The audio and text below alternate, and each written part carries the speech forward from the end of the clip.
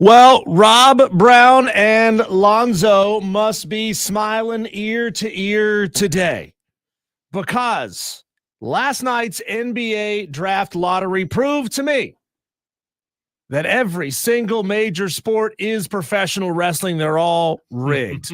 What was the conversation all last fall when it came to the NFL? Oh, the NFL is rigged to make Patrick Mahomes and the Kansas City Chiefs have a better chance of advancing farther and farther. And now we see what happens, that the Dallas Cowboys, whose fans have raised a gigantic fire in Cowboys. the image of Cowboys. Cowboys. Did I say Cowboys? Cowboys. Mavericks. Excuse me.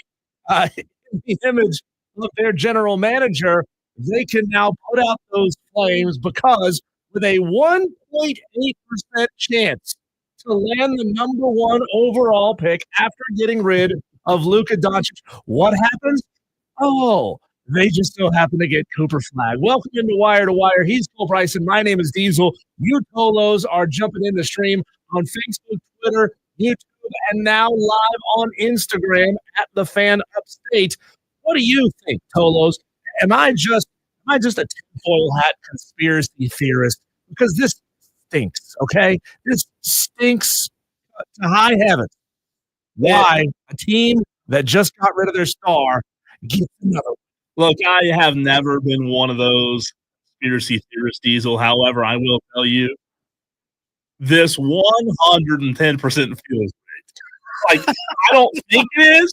I'm not agreeing with you that I think it's rigged, but I will admit to you, it does feel rigged. 1.8%. How does that happen? Somebody has to win the Mega Millions lottery every now and again.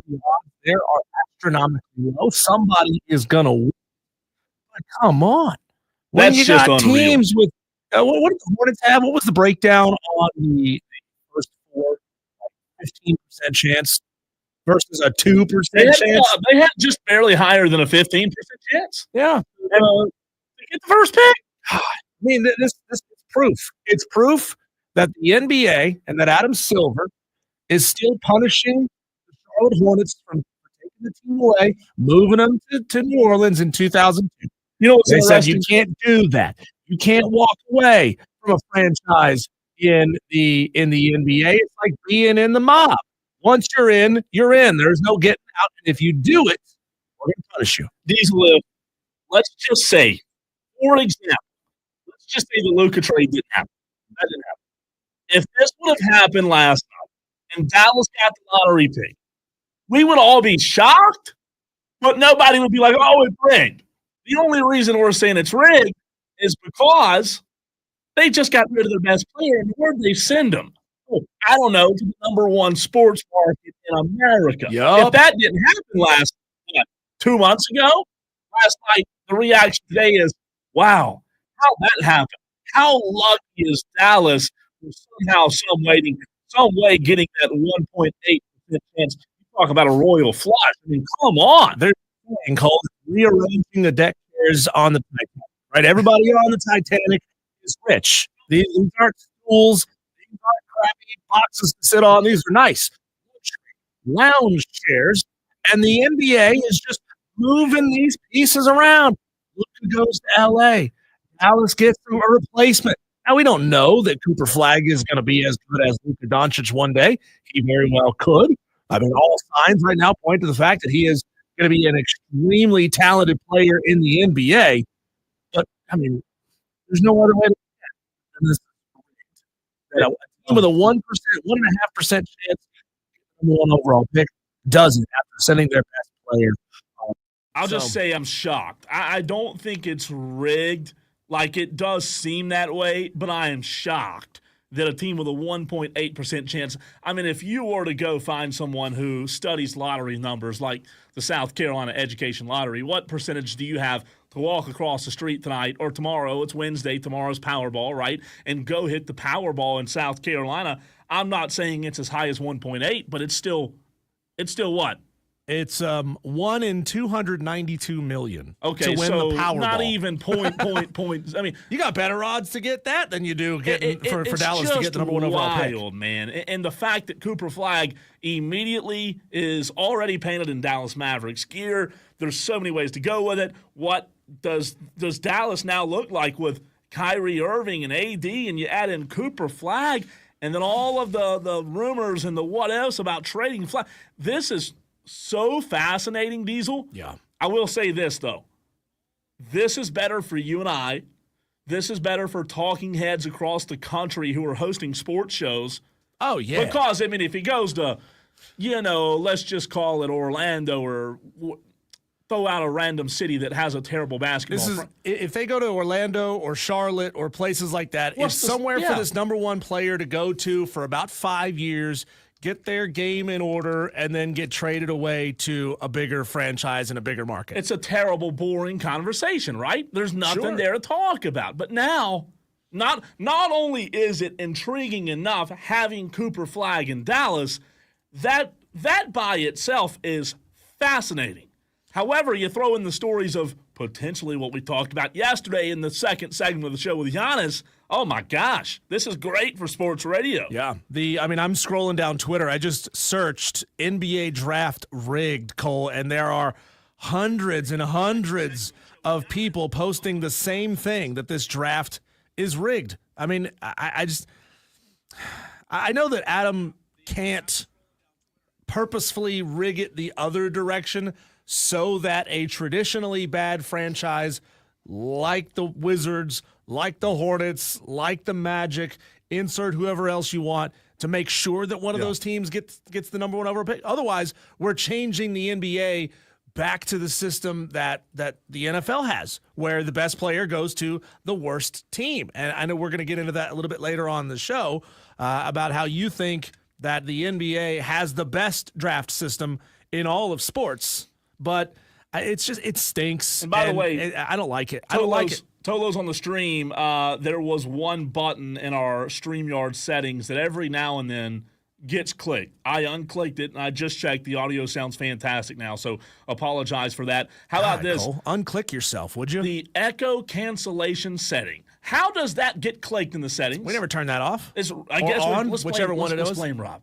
Let's blame Rob. It's all Rob's fault. It's got to be Rob or Lonzo. The OG. I'm gonna blame Adam. You know what? I'm gonna blame Adam Silver. It's Adam Silver's fault. Friggin' Count Dracula, Adam Silver. We've got JB in the stream. Stephen Webb, Ricky Mullinax. He says it's rigged. I said it last night. JB says the Hornets are screwed. No luck whatsoever. DB says, guys, I lived in New Orleans when they got the number one for AD and Zion. So rigged. JB says now the Mavs are going to trade the first pick to the highest bidder. Ricky says soul for a soul, Luka for Cooper. That's funny.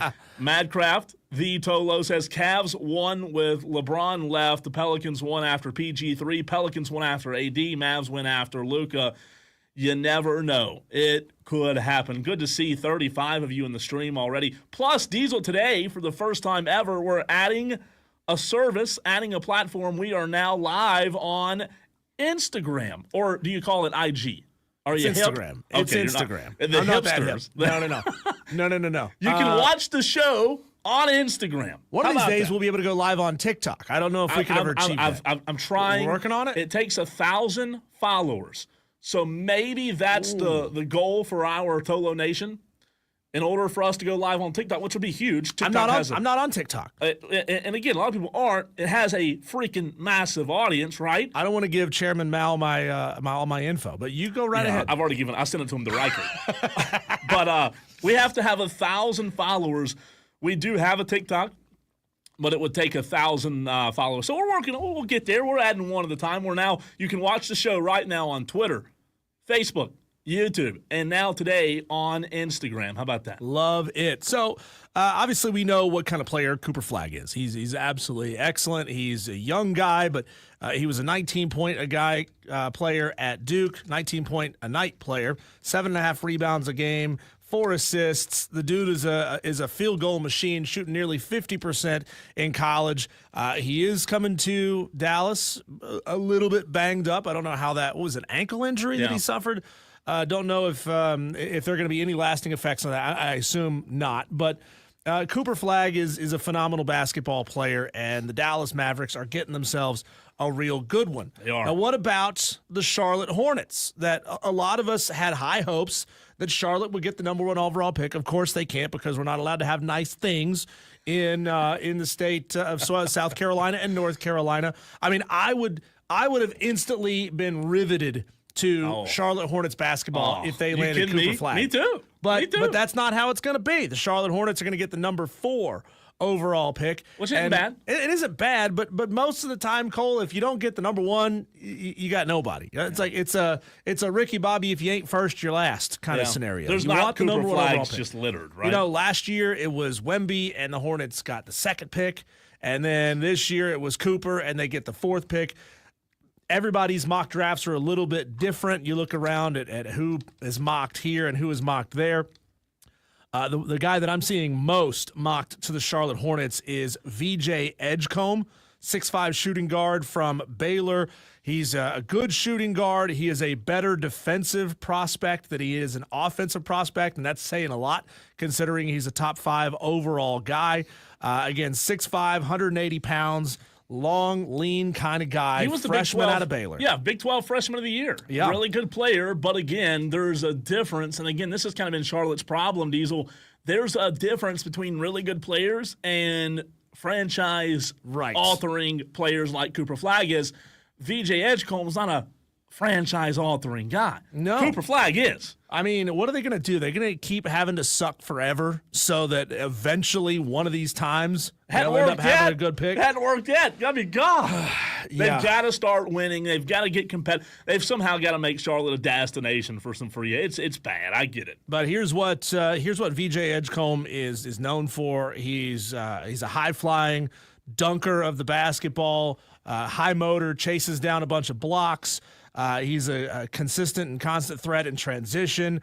Really good defensive player, quick hands, lateral agility. He can guard multiple positions. Got a 2.1 steals per game in his one and only season in college there at Baylor. Decent spot-up shooter. He's a work ethic kind of guy, but you're right. He is not going to be a franchise guy for the Hornets unless something crazy happens and he just emerges, comes out of a cocoon, and blows us all away. It's just so fascinating, though, when you look at how vested franchises can be in one player. I mean, you think back. Go back. Let's think about how we got here. A couple of months ago, and even me, Diesel, as an NBA fan, I love the NBA, but we talked about it on the show. The NBA was kind of boring this year. Until what?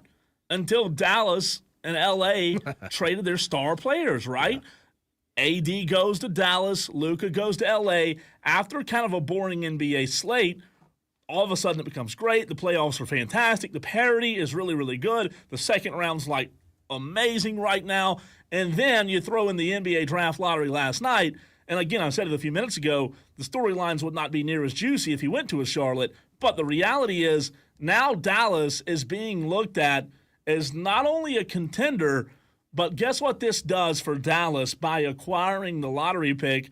This sets themselves up to be able to, yes, they're going to have to trim some fat. Yes, they're going to have contract issues down the road. However, with Cooper Flagg, with AD, with Kyrie, guess what they're able to do? They're able to attract some free agents. It is now a free agent landing spot. Yeah. I know you can say it was before with Kyrie and AD, but those two are on the back end of their career. Is it really as sexy as it is now? No, not in my opinion. Now, all of a sudden, with Cooper Flagg, this is looked at if you're an aging vet but still really able to produce from the three-point line or just a really good role player. Dallas is now at the top of the destinations in the NBA. Well, we're going to get into this a little bit later on in the show. The proposal that has been heard around the world that hasn't happened yet officially, we're just all talking about it. As of yesterday, we were talking about Giannis wanting to leave Milwaukee. What about a Dallas trade of Cooper Flagg, the number 1 overall pick, trade him to Milwaukee and bring Giannis down to Dallas? You get an instant superstar on your team. but he's also 30, so you're not going to get him for much more than about 4 or 5 years tops. So we're going to get into that a little bit later on in the show. We're also going to talk about the NFL expanding even farther into Europe. Some great guests lined up on the show a little bit later on. Kirk Henderson of Mavs Moneyball and Pod Maverick. We're also going to be talking at 5 o'clock to Ashley Chastain Woodward, the head softball coach at South Carolina, a top 8 overall national seed. Exciting times for South Carolina Gamecock softball fans. She's coming up at 5. She's coming up at 5, and it's funny you said that. Literally, the moment you started saying that, I got a notification that Gamecock Softball retweeted the tweet of us promoting Ashley Chastain Woodward, who is a huge get because that softball team's as good as any right now in the country, and the way that she's able to turn that program around so quickly, that's awesome. Go set your alarm, your notifications, 5 o'clock if you're a Gamecock fan. Diesel, here is audio of Cooper Flagg last night reacting to what happened in the NBA lottery. You're going to a very kind of built team already. That's pretty unusual for what I think being the top pick. Yeah, I mean, I think for me, I didn't try and think about it too much. I feel like it was kind of out of my control. So I'm just kind of going through the process like everybody else and just trying to enjoy every single moment because we only get to do this once. There's no way. Like, I'm calling BS. There's no way. Like, I get what you're supposed to say, but there's no way. Like, him saying, oh, I didn't really think about it. Dude. You're telling me, Diesel, that you didn't think about going to spend your career in Charlotte or Orlando? I mean, come on. Now he's going to Dallas. I mean, how is it that you already had Mavericks underwear on? Yeah. Cooper, explain that to us. Can you imagine the feeling that he has today, waking up thinking, as long as I don't get traded, I'm going to be a Dallas I'm going to go as a rookie, live in I mean, I just can't recall being an NBA fan, something like this happening, where all of a sudden, and again, you teased it, we're going to get into this at 4 o'clock.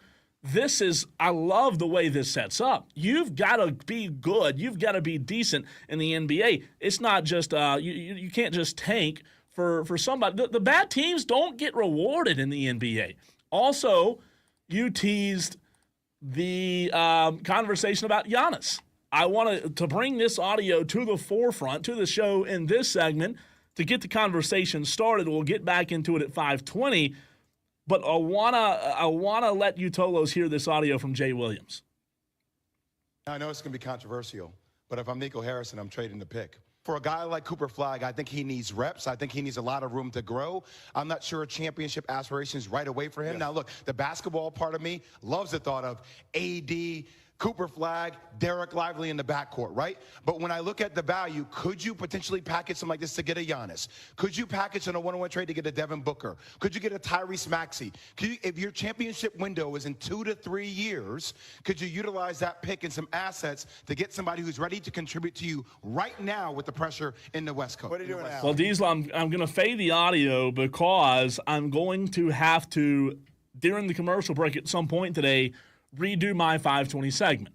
Breaking news on the ESPN app that just came across my phone while that audio was playing from ESPN. The Dallas Mavericks do plan to select Cooper Flagg and will not entertain the possibility of trading Cooper Flagg away. That is breaking news from Tim McMahon of ESPN. So there goes that conversation. Well, so they say. So they say. I don't know if you know this, Cole, but people lie all the time in and around draft picks and who they intend to take. No, surely not. People don't lie. That is, though, really interesting. Instant breaking news, Tolos. You want to hear your reactions as well at 844-FAN-PHONE. That's FANFONE. If that is true, and again, it's Tim McMahon of ESPN reporting it, Dallas, in my mind, Diesel, instant reaction. I want to hear from you as well. In my mind, instant reaction, they're doing the right thing. Oh, could you imagine? Unless the trade was for Giannis, and I think he is the only player that Dallas Mavericks fans who have spent the last month and a half rioting over Luka Doncic being traded away. Unless it was Giannis, they would continue to riot if they traded away Cooper Flagg because they know who they could potentially have on their hands. But how many times, Cole, have we seen number 1 overall picks in any sport flame out?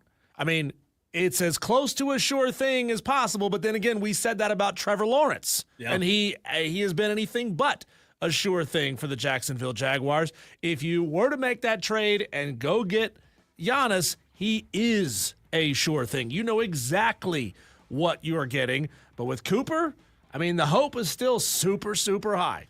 I see both sides, and I get we all know what Giannis is. We know what kind of player he is, and there's not as much risk. I get that. However, if I'm Dallas, I'm willing to take on the risk with Cooper Flagg because when you look at the longevity, Diesel, I mean, you're talking about having a guy for 15, 20 years. You know, you're talking about having a guy as the face of your franchise. Giannis is getting up there in NBA age.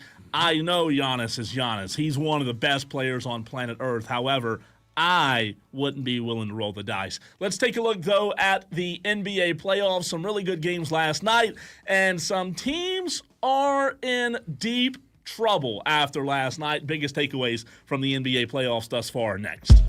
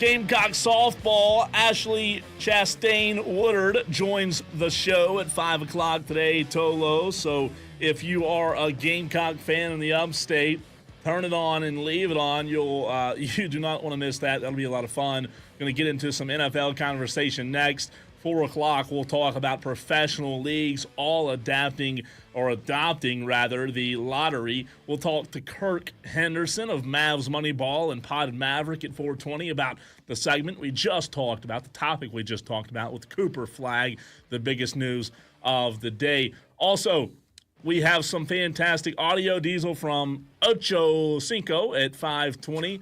I don't know if is fantastic the word. Depends. Shocking, jarring, Okay. Head scratching, Yeah, maybe fantastic eyebrow could be. raising. How about that? Yeah, maybe that's a better description. Biggest takeaways from the NBA playoffs thus far, Tolos. If you have a team, if you have been watching and want to comment, the phone lines are open at 844-FAN-PHONE, 844-326-3663.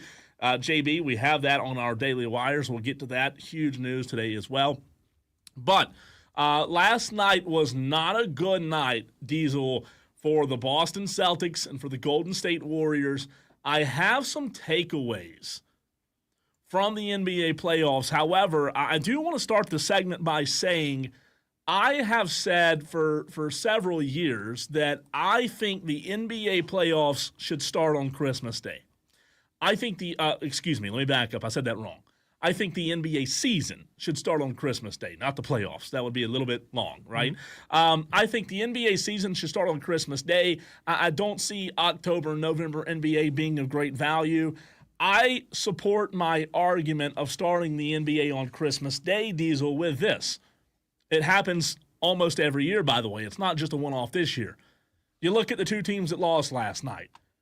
Boston and Golden State. They're both down 3-1 in the second round of the NBA playoffs. And guess what they both have in common? Their superstars hurt. Their superstar is injured. Steph Curry is not going to play in Game 5. Yep. Jason Tatum tore his Achilles last night. That's horrible for Boston, right? You're not winning an NBA championship without Jason Tatum. I don't know, Diesel. I'm not an athletic trainer. Maybe there's one listening. I don't know if starting the NBA season on Christmas Day would make a difference when it comes to the health of these athletes. But is it just me or am I in the boat by myself here in the camp of wanting to see the best players healthy when the playoffs arrive? I think shortening the season could help with that. Well, shortening the season is I've been a proponent of that for the longest time. It makes every game that much more valuable, but at the same time, if you don't shorten the season, you just push everything back by 2 months instead of middle of May and late May and early June. We're talking about the NBA playoffs, the conference finals, and the finals. Now you're talking about July. We're having the NBA finals in late July, right before football season starts. Instead of competing with football and baseball in the months of October and November, you push it on back. You just concede that the Major League Baseball playoffs and the World Series is going to get the ratings, and you're not going to get them. Push this thing to the middle of summer when people would rather be inside anyway. When it's stupid-ass hot outside, people would rather be inside watching NBA basketball. Come on. Yeah, I guess my biggest thing on that conversation is I just want to see the best players healthy. And I know, like, you'll never be able to perfect that. Like, I get it. Anybody can get hurt at any time. You and I can tear an ACL walking on the steps tonight. It happens. However, sorry, Mark, can't come to work tomorrow. Can't come to work. I tore my ACL in the elevator. Here's the deal, though.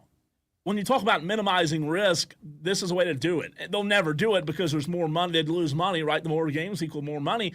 But my gosh, how many years now? I mean, like, don't come up here and say, well, this is a one-off call. This doesn't happen every year. Like, this has happened year after year. I've watched the NBA playoffs now, Diesel, for probably 15 straight years. Every game in the NBA Finals, I remember when Steph got hurt. I remember when KD got hurt. I remember when Kevin Love got hurt and hurt Cleveland's chances of winning a title. I remember when Draymond went out. It happens all the time. And I'm not saying it would perfect it, but that's just one of my biggest gripes is when the playoffs get here, we should see the best players available The Celtics are done. The Warriors are done. Their season's over. They're both down 3-1. The Knicks beat the Celtics last night, 121-113, and the T-Wolves beat the Warriors, Diesel, 117-110. They's two teams they're not coming back down 3-1 without their star player, are they? No. I mean, come on. Unless epic collapse happens, but then you got to have that epic collapse happen in multiple games. Yeah, it's unfortunate. It's unfortunate to see so many great players go down. I mean, Cleveland has been the walking wounded for the entire playoffs. Boston, who we all looked at as the favorite to go win this thing, not even going to make it out of the Eastern Conference semifinals. Yeah. And you're right, Donovan Mitchell. That's another one I didn't mention. Like it's just. It happens way too often. I cannot stand to see it. My first takeaway, though, is the Timberwolves are absolutely legit. The Timberwolves, Diesel, they have, I believe, the best defense of any team left in the playoffs. And I don't want to, be Mr. Bold here, Mr. Hot Take, but right now, if you're watching the NBA playoffs, it looks as if Anthony Edwards is already a better player than Luka Doncic. And I know that's shocking earthquake type, earthquake type magnitude of a statement. But Anthony Edwards plays defense. Anthony Edwards has superstar potential. He's having a breakout season. He draws comparisons to Michael Jordan, right? Because of the way he plays, the killer instinct he has. Cat's showing consistency. Rudy Gobert, one of the best defensive players in all of the NBA. Minnesota's a really good team, and you look at the Western Conference, they're going to be Golden State in my mind, and then they'll have to either play Denver or Oklahoma City, and there's nobody sitting here saying they can't beat either one of those. I mean, right now, today, with Golden State being down, don't it look like that the Timberwolves are kind of the favorite?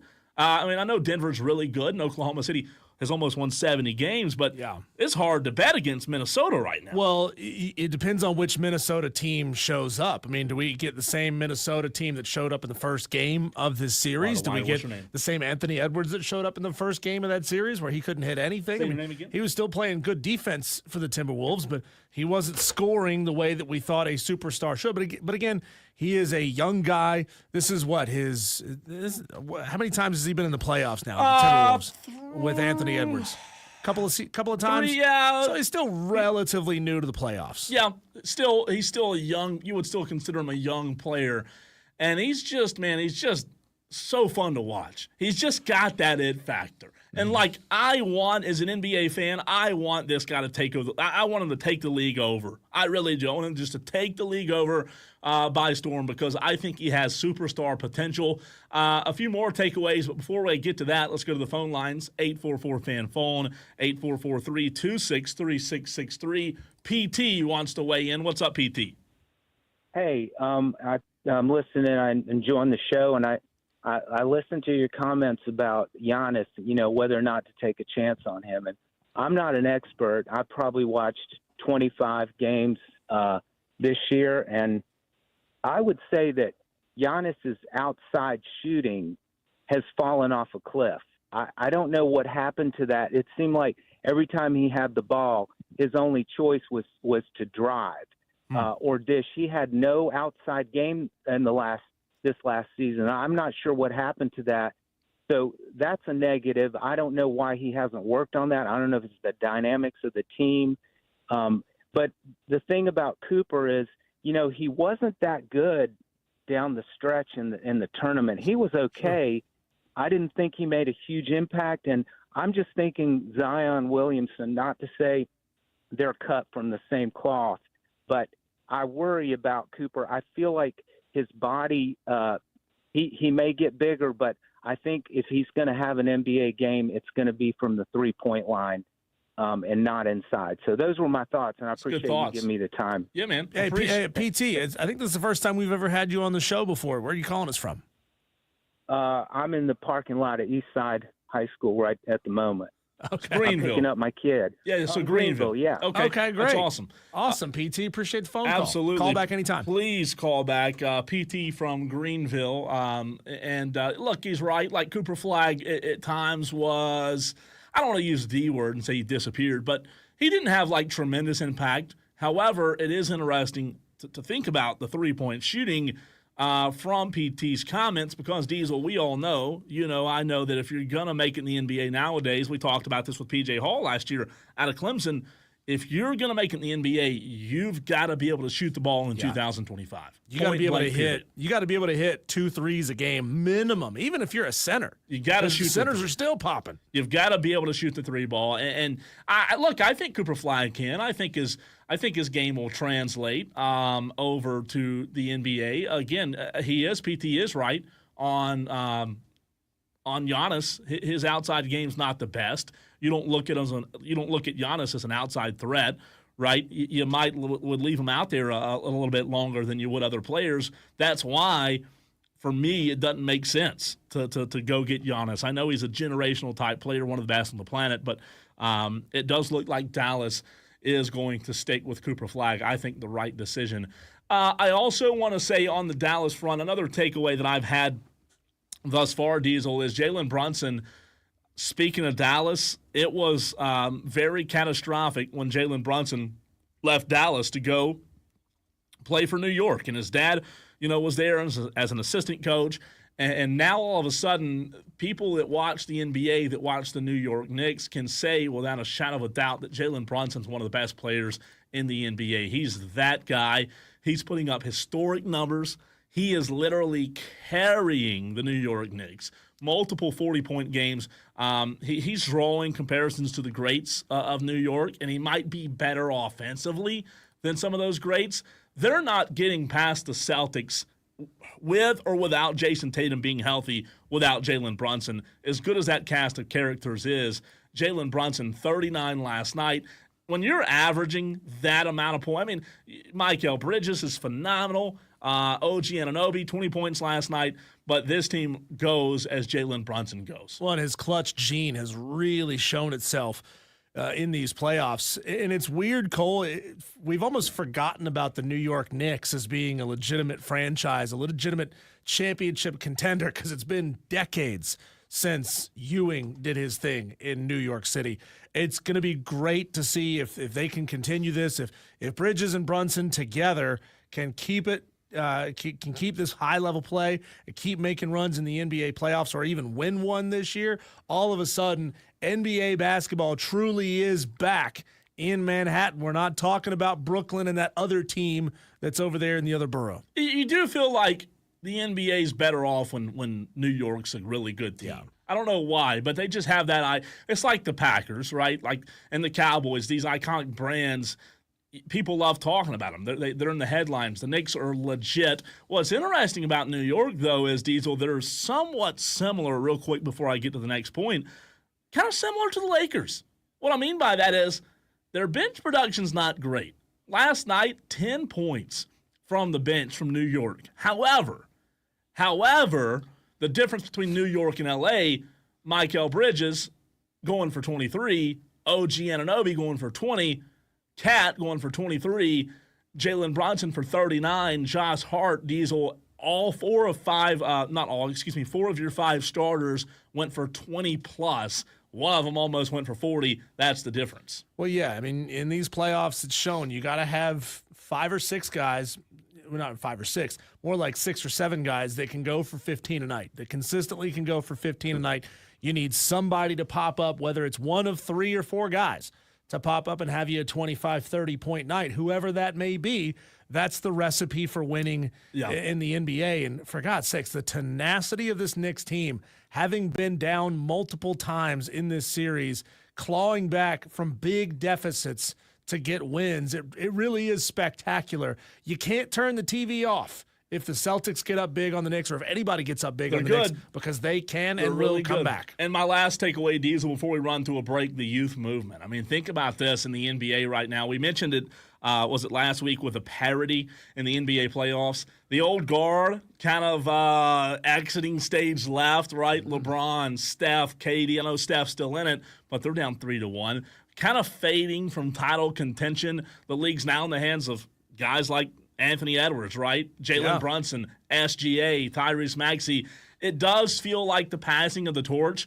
It's hard because, so many people my age have, this love and affiliation to LeBron and KD and Steph. However, at the same time, I love it. Like, I love seeing the new blood. I'm going to be interested, Cole, to see how you feel about the NBA and whoever the superstar may be 20 years from now, right? I mean, it's such a generational sport. You're a Magic guy. You're a Jordan guy. You're a Kobe guy. You're a LeBron guy. You're a whoever it's going to be in this generation guy. Yeah. So among those names that you just named, whoever it may be that becomes the superstar down the road, how are you going to be willing to stack them up against LeBron? Now, LeBron obviously has played for like 80 years, so it's going to be really, really hard for anybody, for generations probably, to have the kind of longevity, the consistency. I mean, I don't know if anybody's ever going to touch his scoring records because he's played in the league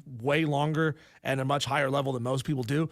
But how would you feel about like Anthony Edwards 10 years from now, after LeBron's been out of the league for a little while? Well, if he's the face, I'll be okay with it. I already love Anthony Edwards. Like, he's hard not to love in the way that he plays. He truly plays both ends of the floor. He plays offense, he plays defense, and that's what the great ones do. The great ones, look, this is the Luka conversation we've had. The great ones play defense. LeBron did. Michael did. Michael was defensive player of the NBA a zillion.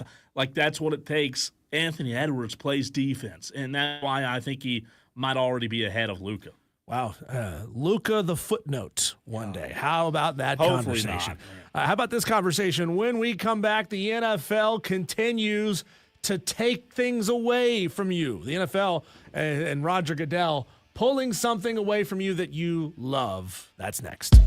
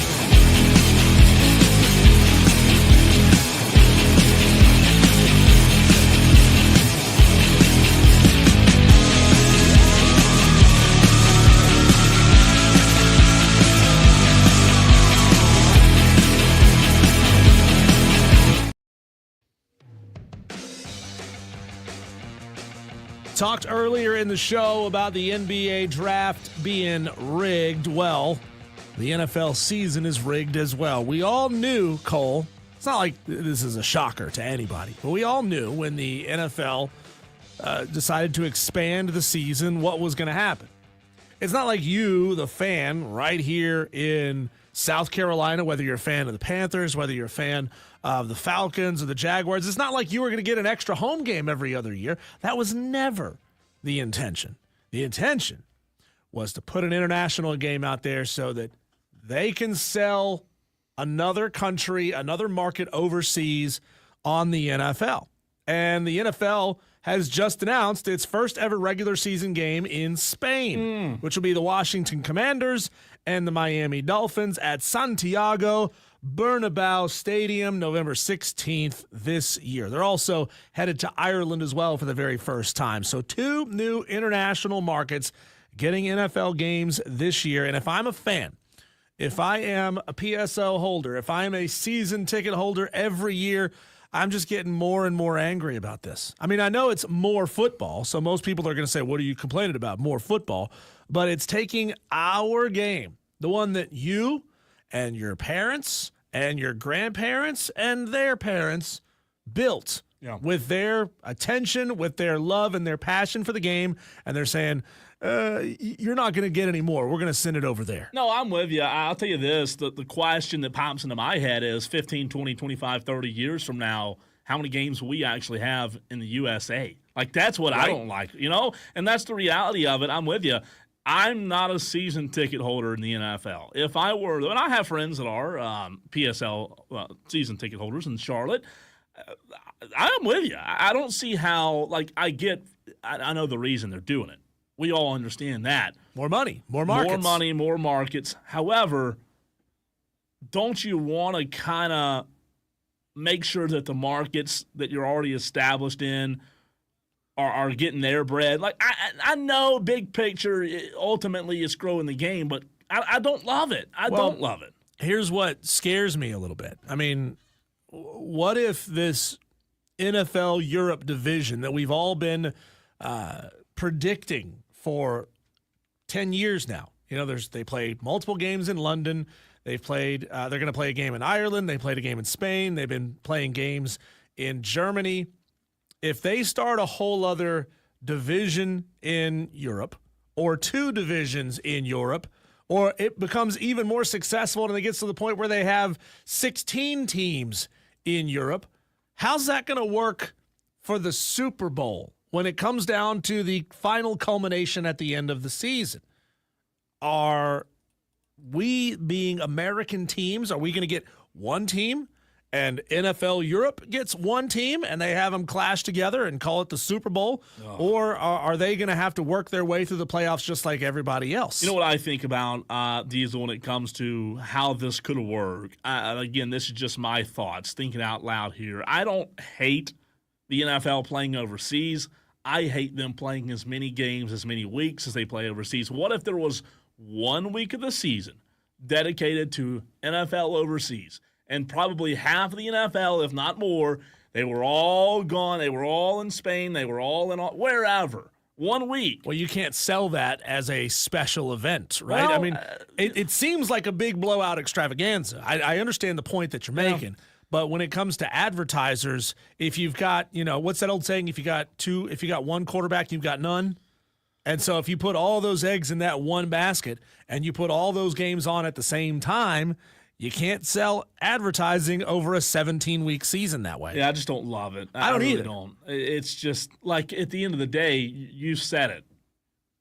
It's our sport. And that's why I think I'm upset about it. It's our freaking sport. I mean, there has to be some internal research inside the NFL that says, okay, it's better to start a franchise in Madrid than it is to start one in Salt Lake City. Yeah, they're playing. Even though Salt Lake City is blowing up right now, they just got an NHL franchise. Diesel, they're playing. We'll get to this in the Daily Wires near 6 o'clock as well.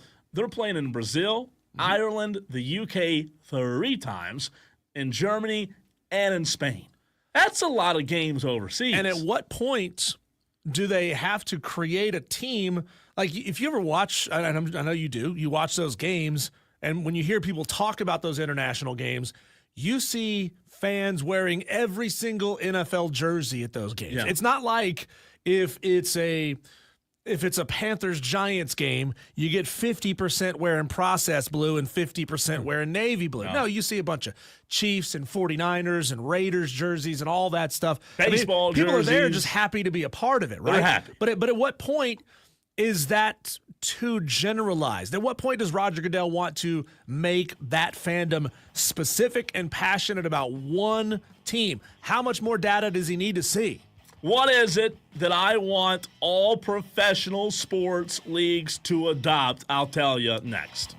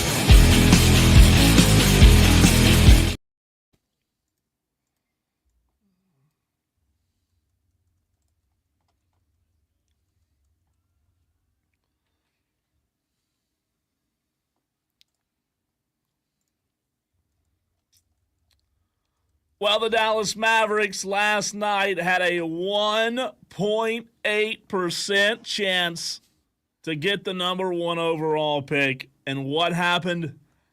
Royal flush for the Dallas Mavericks, the 1.8. Man, how in the world they got that lucky. Welcome into Wire to Wire. He's Diesel sitting across from me on this Tuesday. A lot prettier of a Tuesday afternoon than we saw in the upstate yesterday. Diesel, want to let you Tolos know that if you didn't know, if you haven't ever checked it out, you can watch the show when you get home from your evening drive.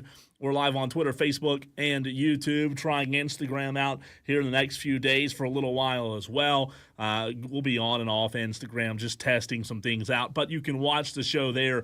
As you can see, Diesel, the reaction last night on the stream when the Dallas Mavericks were gifted, and that's the term that I'm going to use here, were gifted the number 1 overall pick, something that we did not see coming. I have something to take away from last night's NBA lottery, Diesel, that I want to apply to every professional sporting league in America. You ready for this? Did you watch the NBA draft lottery? I did not watch the lottery.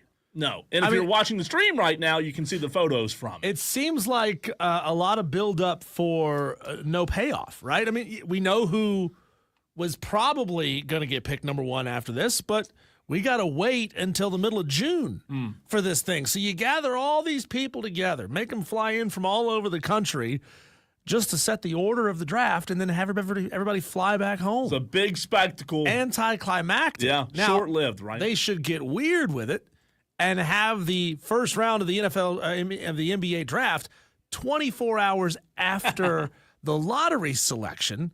So then you got 24 hours to figure out who you're going to pick based on where your positioning is. It'd be interesting, wouldn't it? That would be interesting, to say the least. Here's my takeaway. And Tolos, I really want to hear from you in this segment when it comes to this being a great thought, a great idea, or a dumb thought, a dumb idea. Regardless, I want to hear from you. The phone lines are open, 844-FANFONE. That's 844-326-3663. The Hub City Spartanburgers text line is also open as well. Diesel, very plain and simple. I want all professional sporting leagues to go to the lottery system to get rid of the T word. I don't want tanking anymore in sports. Tanking, simple as it gets, is a loser's mentality. It's a loser's culture, and it's time that all sports leagues fix it, nip it in the bud, as Barney used to say on Andy Griffith, with a universal lottery. Initial thought before we dive into it, love it or hate it?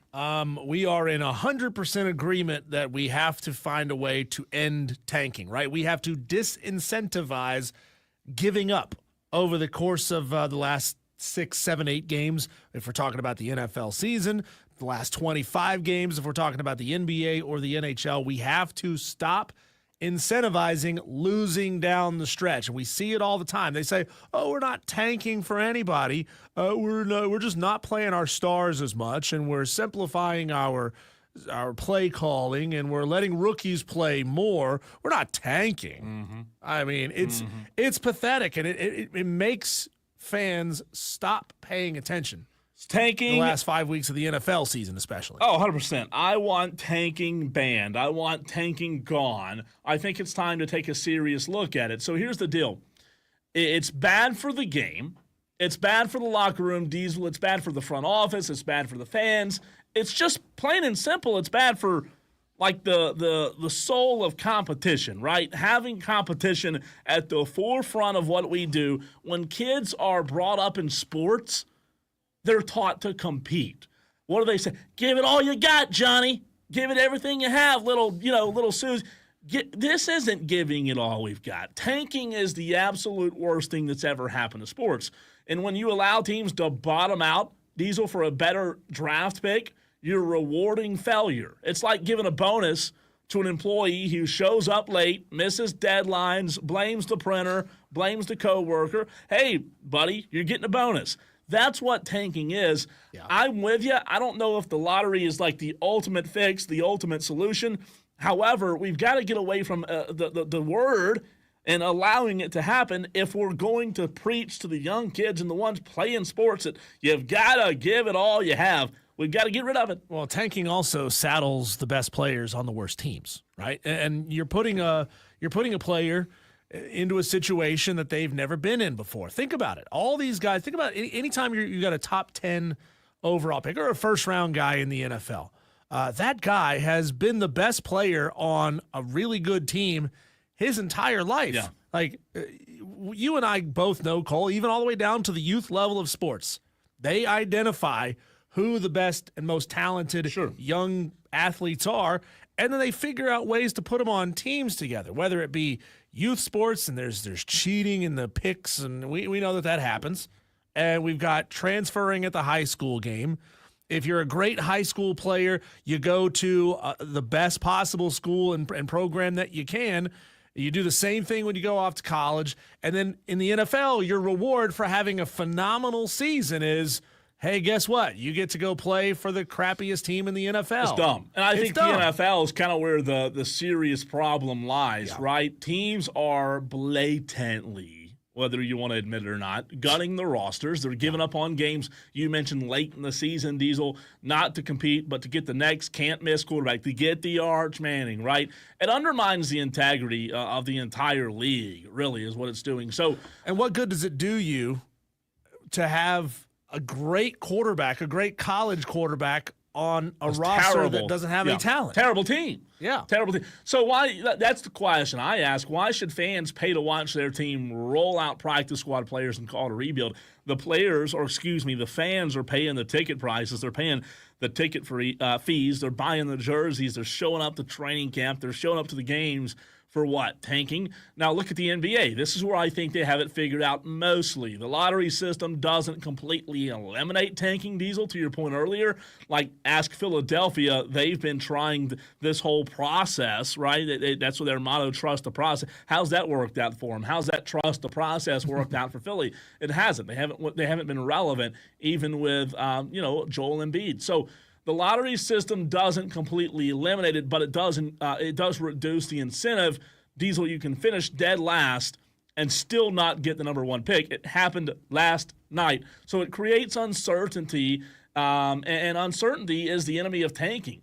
The league-wide lottery system, it promotes a winning culture. Every game matters. That's what we want as fans, right? Every win counts. It also forces front offices to draft and develop smarter, not just to tank and pray for the next guy. You've got to do a better job as a front office guy, and it keeps fans engaged. Like, you just don't want fans checking out toward the end of the season. Yeah, I've put forth an idea a couple of times. It's a long-standing idea of mine if we're talking about the NFL, just for simplicity's sake, 14 teams make the NFL playoffs. Why not start with the number one pick with the 15th best team in the NFL? Yeah. The best team who didn't make the playoffs gets the number one pick, so that it forces teams that are sitting right there in the middle, instead of deciding, okay, we're going to let the rest of the season slide so that we can get a top 10 draft pick. We're going to fight like hell to try to get the number 15 spot so that we get the number one pick in the draft. At that point, you're a pretty good team. You're a great wide receiver or a young quarterback prospect or whatever it may be, away from being a playoff caliber team. Why not give those teams who are right there on the cusp the option of going and getting the best possible player at the position group that they need the most? Or, Cole, marry the two ideas together and just say, hey, if you did not make the playoffs, you're in a lottery. So the 18 teams, 15 to 32, you're in a lottery for the number one pick. And if you did make the playoffs, you're in a separate lottery. You go in the last 14 picks in the first round. Yeah, and it also, I think, helps with the parity. Like, you look, we've talked about this several times in the NBA this season. The parity's phenomenal. Like, there is so much parity.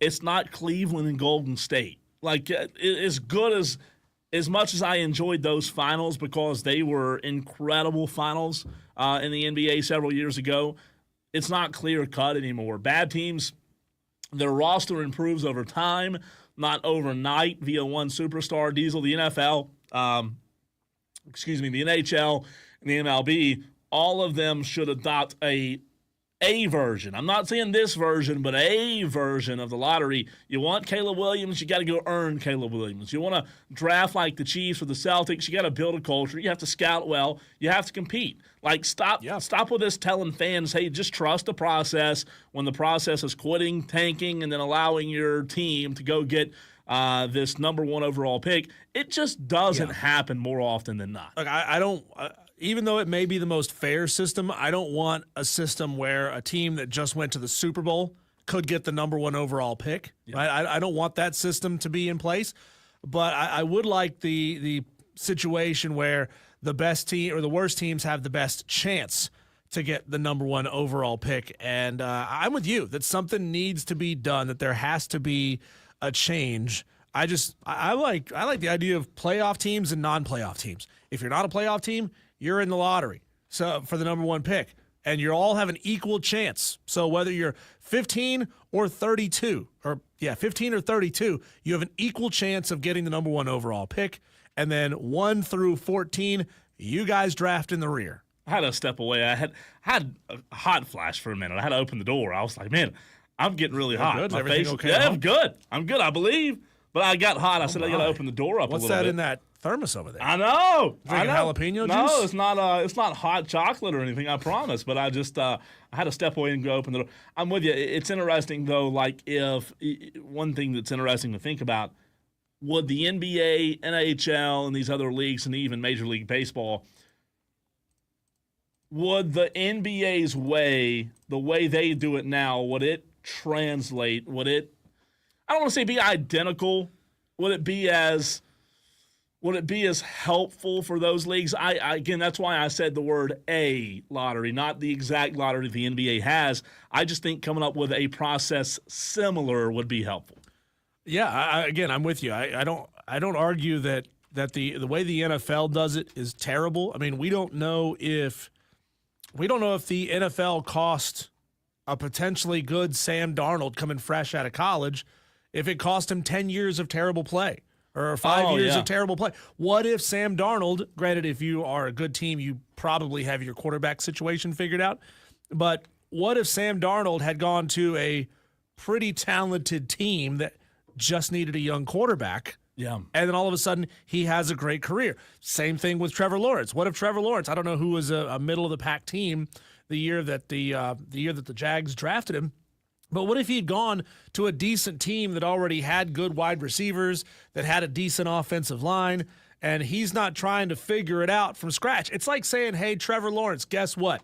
You now play for Akron. Yeah. You now play for Akron, and we're dropping them in the Big Ten, and good luck, guy. And if you fail at this, you suck, you're a terrible player, and it's all your fault. And I think that list would be interesting to go back and look over the last, just call it 25 years, the quarterbacks that have been bust in the NFL. And of those quarterbacks, how many of them were drafted to a bad team? Hey, can we do this for college football too?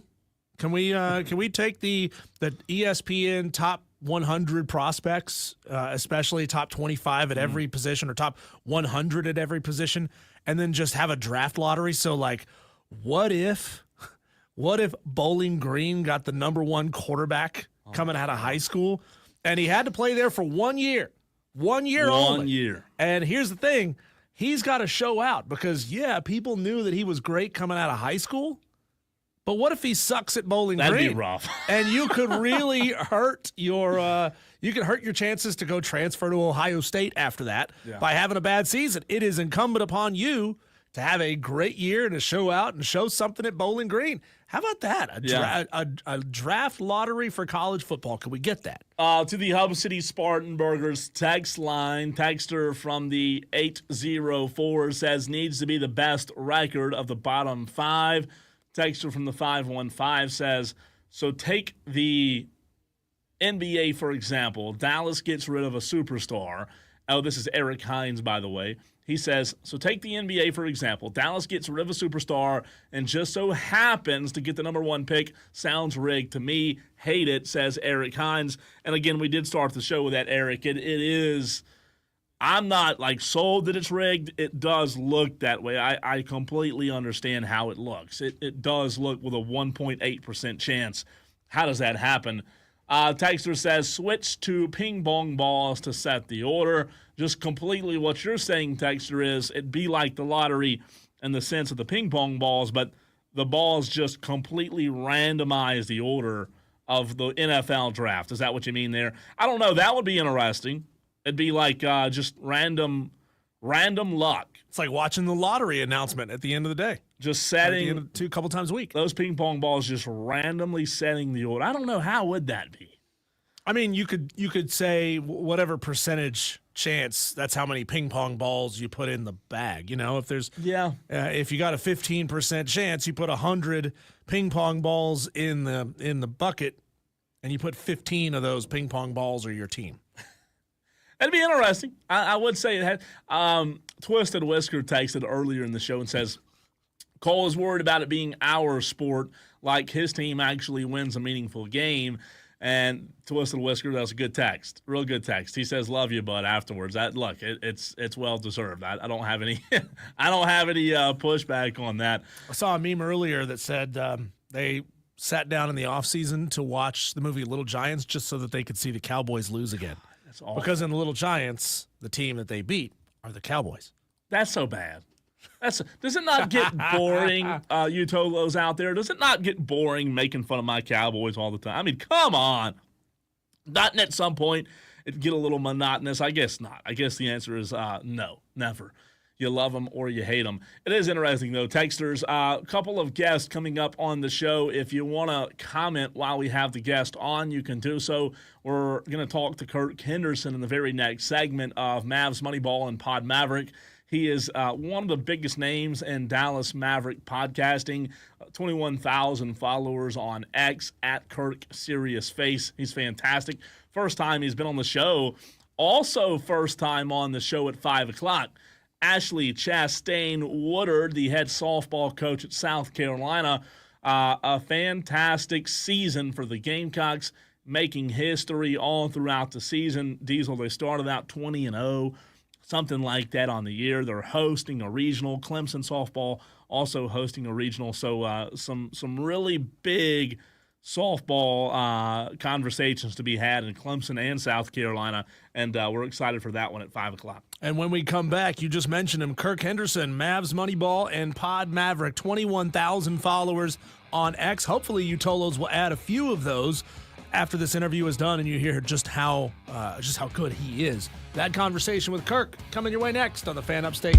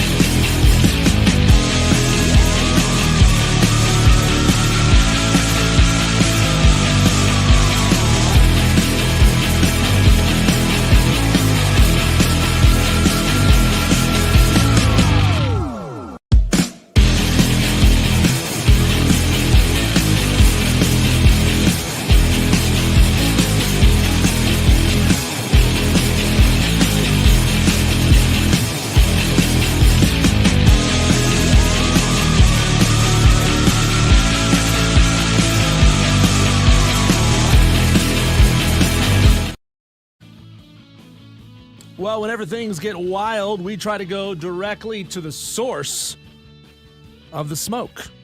We talk now to Kirk Henderson of Mavs Moneyball and Pod Maverick. We've spent a lot of time already today talking about the NBA draft and just the enormously slim odds that the Dallas Mavericks, with just a 1.8% chance of getting the number one overall pick, actually getting it. Of course, they've already now confirmed that they are not going to trade that number one overall pick away. Kirk, what is the mood in Dallas among Mavs fans? Are they already saying Luka who now that Cooper is on his way? That's interesting. I don't think the news is really permeated yet. It's one of those stories where, me personally, I was at my son's baseball practice. I wasn't prepared to cover the lottery. It's like, oh, they're the 11th pick. They have 1.8% chance. What's happening here? So I think it's going to be one of these things that trickles out. It's obviously made like the paper and it's on all the sports talk shows, but it's a different deal. And I do think people will be pretty excited. It is. Just if you'll mind me being petty for a second, I do find it pretty ridiculous that they had to have a breaking news story confirming that they will not trade away the number one overall pick, and which would be used to select the consensus best player in basketball. Like, the fact that that's where the Mavericks are as an organization is pretty funny to me. It is interesting, Kirk, when you have this conversation. I said earlier in the show, by the way, this is Cole. Appreciate you hopping on with us.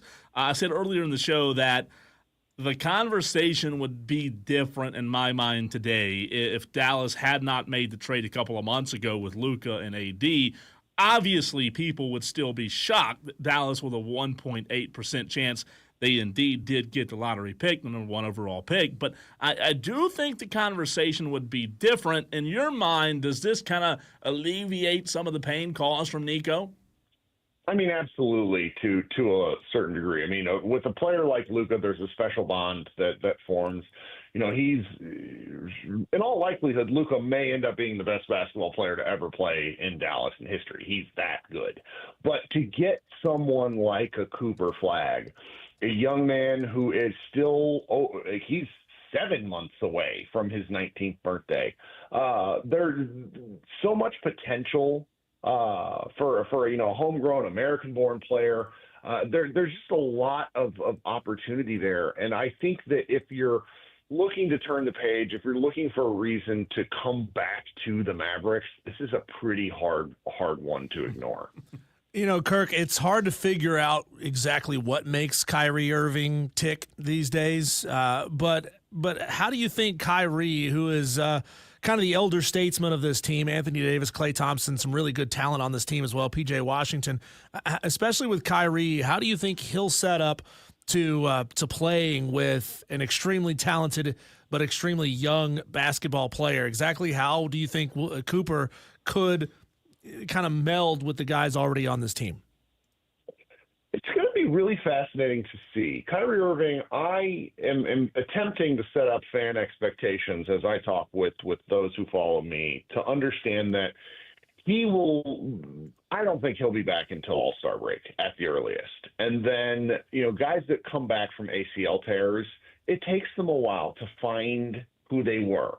And so needing Kyrie Irving to be good is a little bit of a worrisome thing for the Mavericks next year. But in terms of how just a basketball fit works, these are all guys with a lot of basketball IQ. There's a lot of understanding and thinking and with this group of players. While there is a bit of a log jam at the front court right now that the Mavericks are going to have to figure out, prior to this lottery, there was a lot of doom and gloom on the horizon because the Mavericks were going to have to make some spending choices. And now with a guy like Flagg coming in, those choices still exist, but it comes with this tinge of optimism instead of a slow path to irrelevance. You just mentioned, Kirk, that logjam, kind of a follow-up to that. If Cooper Flagg, which we all expect him to be a day one starter, when he steps onto the floor, when you look at this Dallas roster, who do you think steps off of the floor? A great question, because if I was the general manager, I would try to move Anthony Davis for as much as I could right now, because the Mavericks don't have control of their 2028 and 2030 draft picks. They don't have their 2027 draft pick. It's top 2 protected, and their 2029 draft pick is also gone. So with the way teams are built nowadays, it's a lot of it's through the draft. Free agency is not really a thing. The aforementioned Anthony Davis and Kyrie Irving are a little older. So I would attempt to sort of start an on-the-fly rebuild. The West is so packed right now, it seems, just like slamming your head against the wall. But I think the realistic expectation, with 1 day removed from the lottery, is I wouldn't be shocked if Daniel Gafford, PJ Washington are both move on, because each is entering the final year of their contracts. They're each going to want to make more. And the Dallas Mavericks, once they select Cooper Flagg, they will be over the NBA's first apron, which really limits their flexibility. So they're just going to have to make some choices. Talking now to Kirk Henderson. Find him on Twitter at KirkSeriousFace. We spent a lot of time, and as everyone has across the country this morning, joking that the NBA draft lottery is rigged. Now, it worked for Dallas this year. Do you think the system that we have is the best system? We spent some time in the last segment talking about how other teams need to adopt the NBA model. How do you feel about the NBA draft process when you compare it to other major sports? I don't mind the NBA model. I think that if you're a franchise that chooses to seek out a 14% chance at the number 1 overall pick, you get what you get. and that's the flattening of the odds has always made sense to me. The fact that the Mavericks went to the NBA went to the heavily weighted system following the 2 Orlando drafts back in the 90s was always a mistake. The incentive to tank is going to exist regardless, unless there is a relegation system like in Europe, and that will never happen. If they flatten the odds entirely, you're telling these teams they need to go out, field a good basketball team, and just play basketball. Some of what's happened during the really epic tanking races in the last 15 years, like the Anthony Davis one comes to mind, when the Charlotte Bobcats, I think they won like 7 or 9 games. That's just not a good product. And people aren't paying, like the Toronto Raptors fielded its G League team for 30 games. That's not in everyone's best interest. I understand that you want to go out and have an opportunity to get one of the best players, but if you're constantly racing towards the bottom, you run into situations like this where, sometimes teams are going to leap up, and the NBA has wanted to discourage tanking. And unfortunately, so many teams have responded with, well, we're going to tank anyways. So, Kirk, we saw the news earlier reported by Tim McMahon of ESPN that the Dallas Mavericks do intend to keep the number 1 pick. Do you think that's the right decision? Because all day long there was a lot of talk about potentially trading for Giannis Antetokounmpo and letting Cooper Flagg walk in a trade. I am pretty aghast that it was even kind of a talking point. It just sort of shows the state of the decision making is, but it does bring a little bit of peace of mind to me that the next month is not going to have to be spent in a worried place.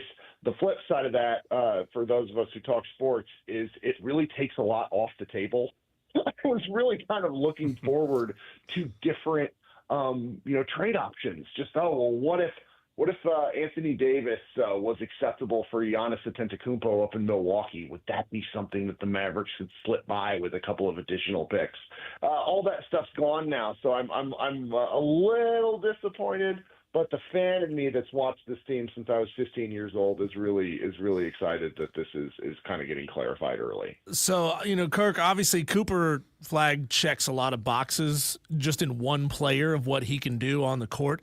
But one guy out there can't win. I mean, can't win a championship. We've seen it all playoffs long. You got to have 6, 7, 8 guys that can go out there and put you up 15 points. So with the remaining picks after this number 1, what is the most glaring need that they need to get in the second and third rounds? Well, they don't have any picks, so they're in a bit of an interesting spot. Their current healthy guard lineup is, and this is very funny, is former second round player, Jaden Hardy. Yeah. He's their only healthy guard. They also have a guy under contract, as a G League player, Brandon Williams, who really surprised and delighted people. He was a former University of Arizona guard. But each of them are at best 10th to 12th men on a playoff caliber roster. So they're going to have to figure out something quickly about who can dribble. Otherwise, Cooper Flagg might get some point guard minutes for the Dallas Mavericks. Kirk, a comp question for you. You've seen a lot of basketball, not just Dallas Mavericks basketball, but outside of the Mavs and the NBA. Who would you compare Cooper Flagg's game to in the NBA? Oh, this is such a tough question because I earnestly think we haven't seen anybody like him with how basketball is played. However, I have decided upon someone that I'm going to go with just because I like this comp in my head. I think he is Andrei Kirilenko with a green light. A green light, just a little more freedom? A willingness gotcha. to shoot. His offensive game has really, I mean, if you look at his numbers at Duke, he got better every month. And what you see, and I think a lot of basketball fans don't realize this, is between the ages of like 15 and 21 are really when you make these big developmental leaps. And he's just gotten better every year. So I don't know what kind of offensive player he could be, but I like that he has the swagger and the confidence to play how he has. Sure. Kurt, can you give us a sense of your thoughts on how much better off or worse off the Dallas Mavericks are now that, it's been a couple of years since Mark Cuban sold a majority stake in that team?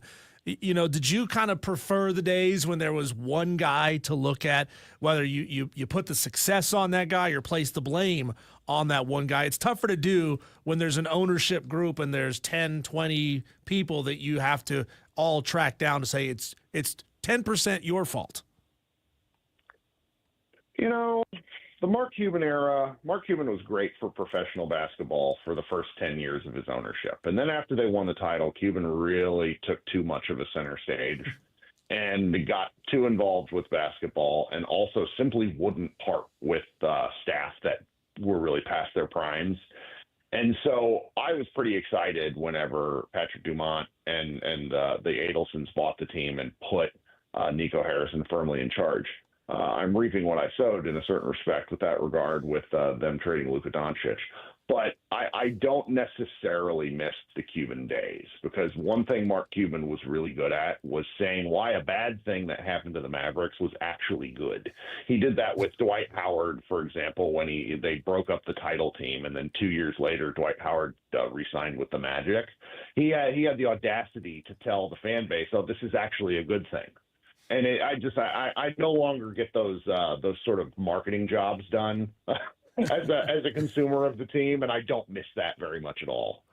Hey, Kirk, before we let you go, you are in Texas Rangers country.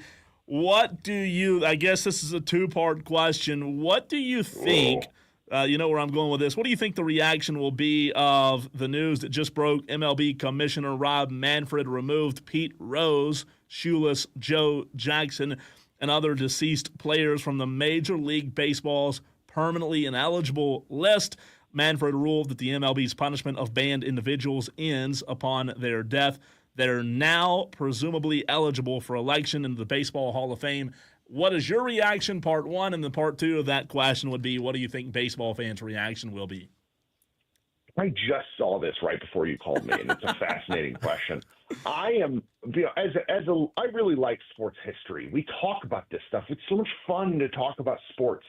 And, removal upon death, I think is one step.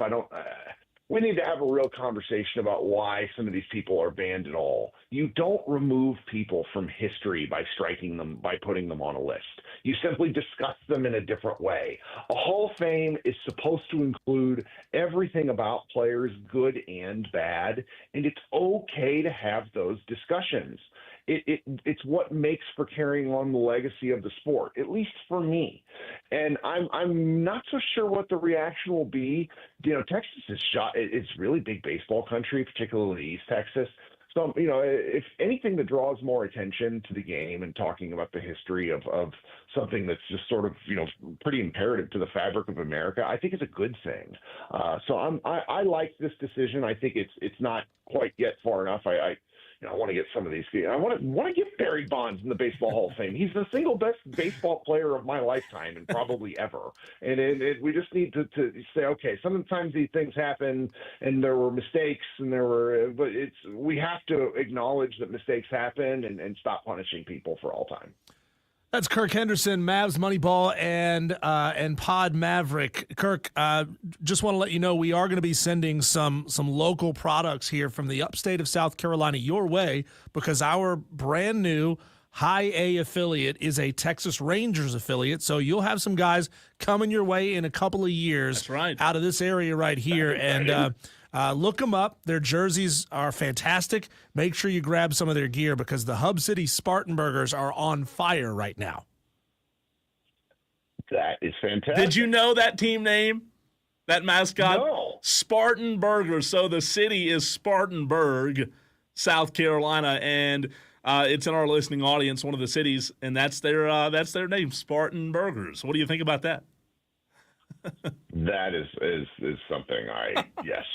And they have a build your own burger bar on site with over 100 toppings that you can put on your burger. Don't you love minor league ball? Yes. This is how you get me involved in baseball. That's how it happens. Kirk, thanks so much, man. We appreciate you. Have a good day, guys. You too. Kirk Henderson, really good stuff there about the Dallas Mavericks. If you missed that, number one, shame on you. Number two, you can go back on the free Odyssey app, AUDACY. The rewind feature will allow you to go back and listen anytime. Your reaction, Diesel, before we run to a break about the old Shoeless Joe. Shoeless Joe, I don't really care, to be honest. I mean, Shoeless Joe's been dead for a long, long time. When it comes to Pete, you be putting him in against his own wishes. He tried for years and years and years to get off the exempt list. He hit the point where he said, okay, well, screw you. Don't take me off the exempt list. Don't ever put me in the Hall of Fame. And so what are we going to do? We're going to put him in the Hall of Fame, possibly against his wishes, and we're going to end the discussion. We're going to take away that talking point from sports talk conversations forever. Oh, yeah, Pete Rose, he's in the Hall now, but for like 50 years, they wouldn't let him in. Forever. I'm just – it's a populist thing that Rob Manfred did, and I have to believe that it came on the heels of the directive and his conversations with the president. And, hey, if that's what you want to do with your sport, go ahead, Rob. But I just don't see the point. Yeah, I don't either. It's interesting, though. I think what's telling is the video of Pete Rose right before he died, right, with his wishes, his exact wishes. But to your point, it's Rob Manfred's world, Diesel, and we're just living in it. I mean, Rob's old. What if he retires and the next commissioner comes back in and says, you know what, you're all re-exempt, or you're all back on the list? I'm confused now as to, are they on the list, off the list, whatever. Who knows? Okay, when we come back, Cole, we talked last week, 2 weeks ago, about Dawn Staley getting a statue down there in Columbia. Well, I'm telling you right now, we need to erect another statue just up the road in Raleigh. Whoa. Of who and why? That's next.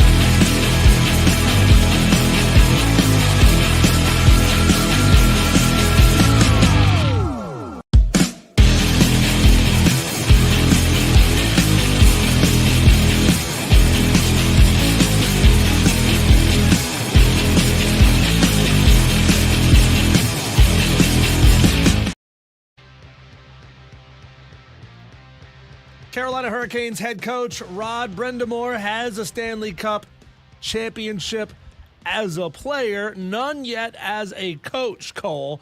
But now that they are up 3-1 on the Capitals, should the Hurricanes make their way to the Stanley Cup Finals and win, should they build Rod Brind'Amour a statue in Raleigh, one championship as a player, a championship as a coach on the same team, and the model of consistency over the course of his tenure as the head coach in the NHL? Is that statue worthy? What do you think? You said one championship as a player. One as a player.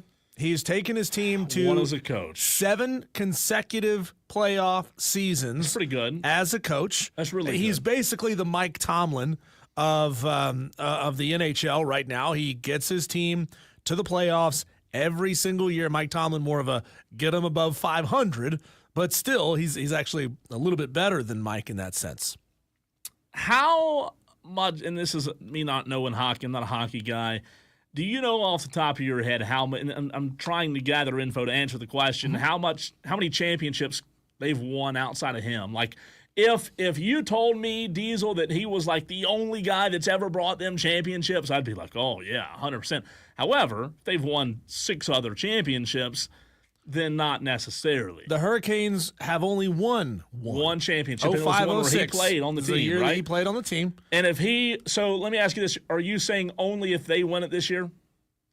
Sure. Let's put that. Let's yeah, put that I on think him, so. Ricky Bobby. If they do win it this year, if Carolina wins it, they're up 3-1 now after last night, right?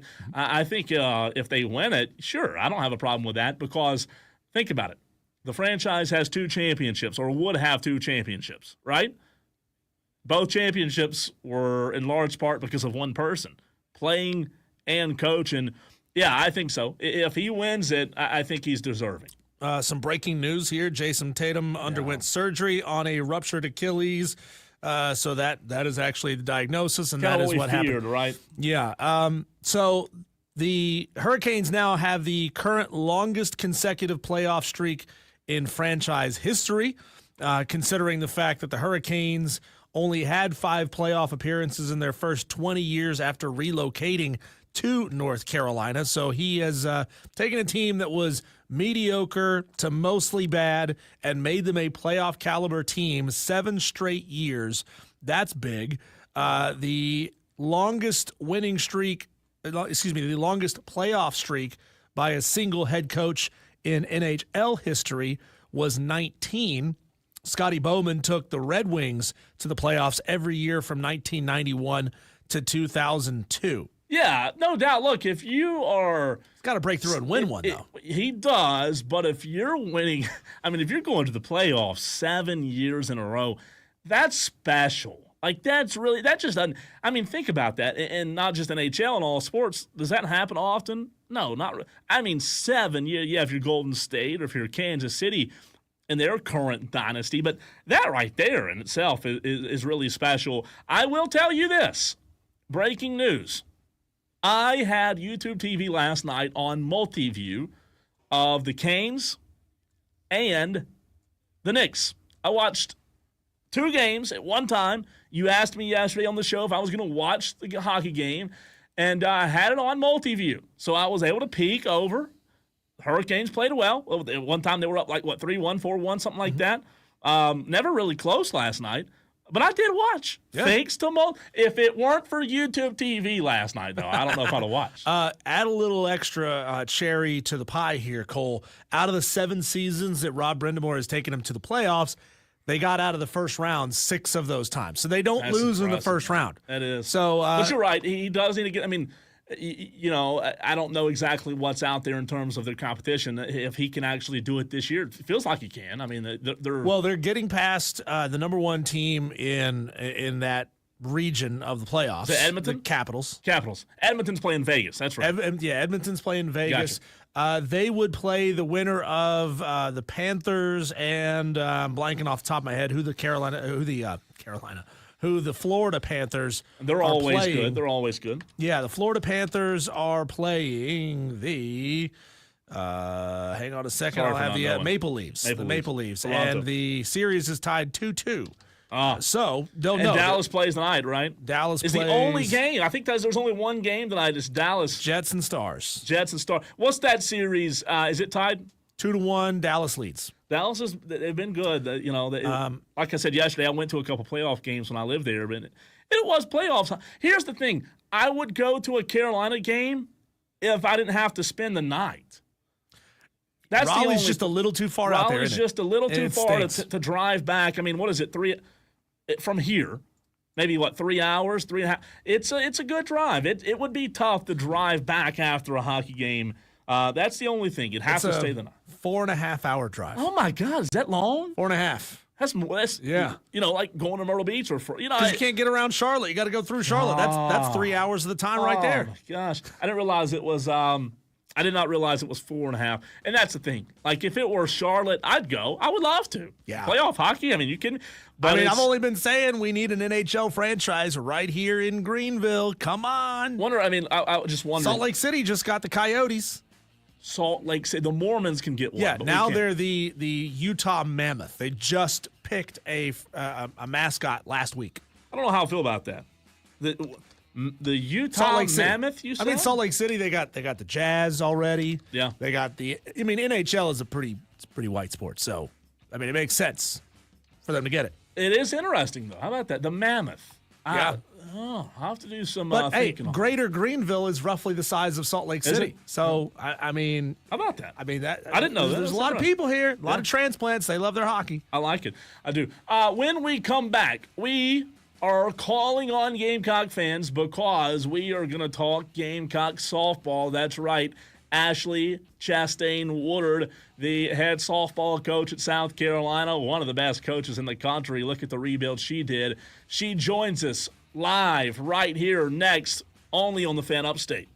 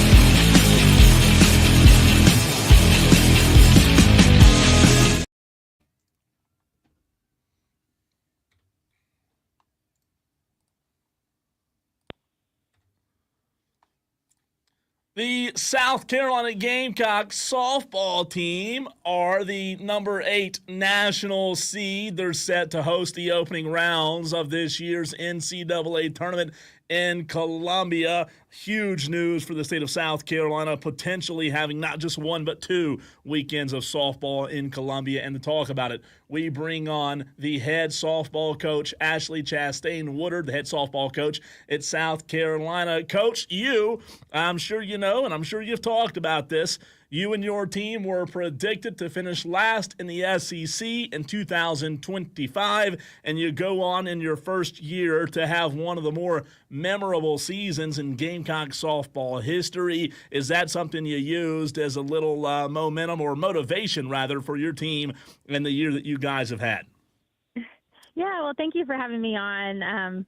It's been a really exciting season and an exciting last couple of days for us. I really appreciate you guys having me on. And as far as the preseason polls, I think it stung a little bit, but it wasn't really something we spent a lot of time thinking about. I wasn't overly surprised that we were picked last in the conference. That is a coach's poll that's voted on, preseason. And if you look at the roster and how it turned over, just with all the transition and the change, I wasn't super surprised. I do think the girls used it as a little bit of motivation and fueled kind of their fire chip on their shoulder type of mentality. But we definitely didn't talk too much about it because we tried to tune out the outside narrative, and we've really believed in who we've had in the program and in this roster that we've built since last summer. So, it probably helped a little bit of motivation at times. But we've obviously had a great year, and I'm just really proud of the team for the way they performed in regular season.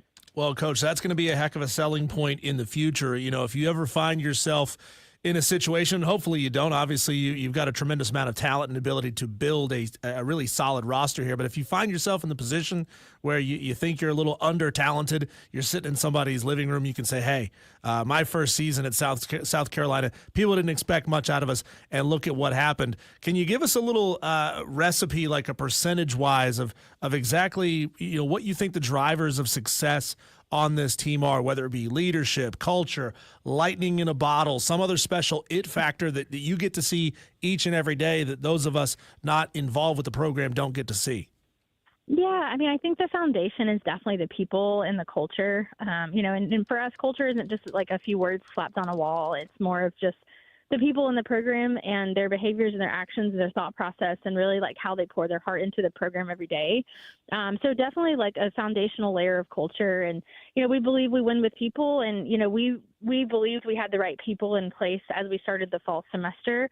We kind of like go all in on the people that we have in the program. We don't want to question, or we don't want to jeopardize character. We don't want to, put the wrong people in the locker room or on the staff. And so, we have the best players and the best staff in the country. So, it works out for us. And as far as the game goes, we, at this level, you have to be able to play the game well. So, you have to be able to run and throw and pitch and hit, to compete in the best league in the country. I think on field, a couple things that really fueled this team is that we walked. Our swing decisions were really good all day. We rooted our offense in that. And we ended up walking a lot more than striking out. So, our on base was really high. And then we led the league in doubles. We have a pitcher's park here in Columbia, and we really kind of leaned into that. And our identity was to really hit the gaps and hit a lot of doubles. So we kind of just embraced who we were going to be offensively. And then, from a defensive perspective, we were at the very top of the league in fielding percentage all year. So, we made a lot of plays and, kind of rooted ourselves in that we were going to be really good defensively and always give ourselves a chance to win that way. So, it was people first and really the character of everyone involved in the program and just the investment from everybody. And then on field, I think, it was that we walked a lot more than we struck out. We hit a ton of doubles, and we played really great defense all year. So I guess in the Cliff Notes version, that was our recipe for success. Coach, you mentioned the on-base percentage. That's something that I've kind of looked at throughout the course of the year, especially when it comes to, who I'm going to bring up here, Quincy Lilio. At one time during the season, she had an on-base percentage of .675. How do you explain that as a coach? Yeah, I mean, she started the year off super hot. She's our leadoff hitter. She came to us from OU, and we just really saw a lot of value in everything that she brought from her experience at Oklahoma. Winning multiple national championships there. With really good players and a great program. So when she wanted to leave, I think it was really because she wanted to play every day. Like she wanted a shot at getting on the field. And she was playing behind a bunch of All-Americans at Oklahoma. So just kind of a fresh start for us with her, and we really went all in on her being our leadoff hitter in the fall. It was like, I think she has the it factor. She has the versatility. I think she's going to be on base a lot. And so she started the year off really hot, and she almost hit 800, the first month of season. And then, naturally, as we got into conference play, her, everything kind of leveled out. But she doesn't strike out very much. She has a ton of really great bat ball skills, and she has multiple things to go to at the plate. She can bunt for a hit. She can slap for a hit. She also can swing away with power. So she's just kind of really dynamic in that spot for us, which I think, just allows her to put herself on base. And she also leans into her identity. Like she doesn't try to be an offensive player that she's not, which I think is really valuable. But yeah, she kind of is our spark plug at the top. If she gets on, I think it really just ignites our whole offense. Let's go. Let's talk about that right there. Your philosophy on how you want to build a team, whether it be the way this team is built or future teams. What breakdown would you like to see in terms of high school recruits, portal players? How do you bake that perfect cake, so to speak? Yeah, I think we need a little bit of both. The portal is going to be heavy for us, these first couple teams, just because we're trying to build and we're trying to fill immediate needs. And we're losing a lot this year already with all the portal kids that we brought in last summer. So I think you're going to see us heavy portal for a little while. Our roster is getting bigger with the settlement that is, kind of in the works right now. So we need a lot of players. And I think in the future, I think portal will be like immediate needs, specialty, like pitchers, build a bullpen through the portal. But we really want to have a really solid group of high school players coming into the program every year. And, basically for them to spend their whole career, 4 and 5 years at the University of South Carolina, and with those high school players, we really want those to be regional, a ton from the state of South Carolina, because we want to, build the program in this region. And kids that grew up Gamecock fans, their families are Gamecock fans. I just think there's a ton of passion and enthusiasm for the brand. And, I want that in my program, especially being an alum myself. So, I think we'll be heavy portal for a little bit, but I think it needs to, kind of level out in the next 4 or 5 years, and get that solid group of high school players once we can really recruit the best players in the state and the region. We're joined right now on the Fan Upstate by Ashley Chastain Woodward, the South Carolina softball coach. Kind of playing off of Diesel's question there to you, Coach, and your answer a little bit. It's your first year. I mean, you were hired on like the 11th of June. Can you talk about, in the modern era of college athletics, how it's easier on someone like you to come into this position with the portal allowing you to kind of build a roster so quickly? Yeah, I mean, we see it as a blessing and a gift. I think there's a lot of opinions about it, and we want to be a program that doesn't lose players to the portal. We want to be a program that people come and fall in love with the game and our process and this school and this place and stay. But it is a blessing for us if we feel like we can get really good experience, players that have experiences at this level and other places that know the game at this level to come in and make an immediate impact. So, we lean into it. We love it. We try to embrace it, because I do think that it's a huge reason of why we were so successful right away. And I was a sitting head coach at another successful program. So, I had access to a lot of really good players, that I knew I competed against, which I think really helped us last June, taking the program over, and we kind of went full force into the portal because the roster was small.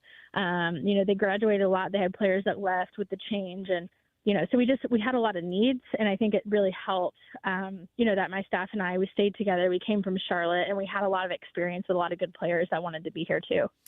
So, Coach Cole alluded to it earlier, 20-0 start, first time since 1976 that happened for South Carolina, 40 wins, best overall record since 2018, number 8 national seed. Was there a point that you kind of felt like you had something really special in this team? Was it, before the season even started, you just knew there was something there? Or did it take you a couple of games before you said, I got something really good, really great here?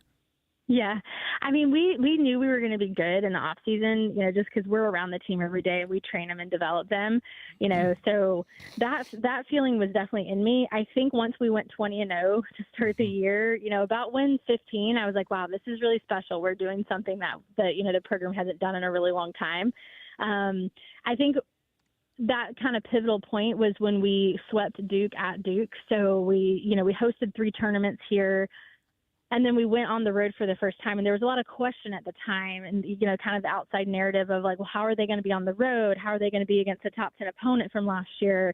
And so then we went up to Duke, and we did really well. We played really well against All-American pitching, and we swept them at their place. I think that weekend really solidified a lot of things for us as a staff, as a team, and kind of just put a lot of wind in our sails of confidence and belief in who we are and what we could do this year going into SEC play. The following week, we opened up at Oklahoma. I think we put 3 really good games against Oklahoma. We lost each game by 1 run and really made some mistakes in game 1 that cost us. We kind of beat ourselves in a few ways. So I think obviously there was no moral victory for us. So we lost 3 games. We felt really crappy about that leaving, but I do think we earned the respect at that point of a lot of people nationally with the program of how we played. And then we did really well from there in conference. We played really well at home, and we learned a lot of lessons on the road. We had a couple of road series wins that I think really helped us, in the selection. So. But yeah, I mean, I think that the Duke series, when we went on the road for the first time, we played so well, was a big moment. It was like a turning point for me personally. Coach, this is kind of a 2-part question here. On the first part, what does it mean for you and your team, your city, to be able to host a regional and potentially a super regional? And the second part of that, with the regional looming on Friday, how much time do you have to actually prep for the opponents that you play?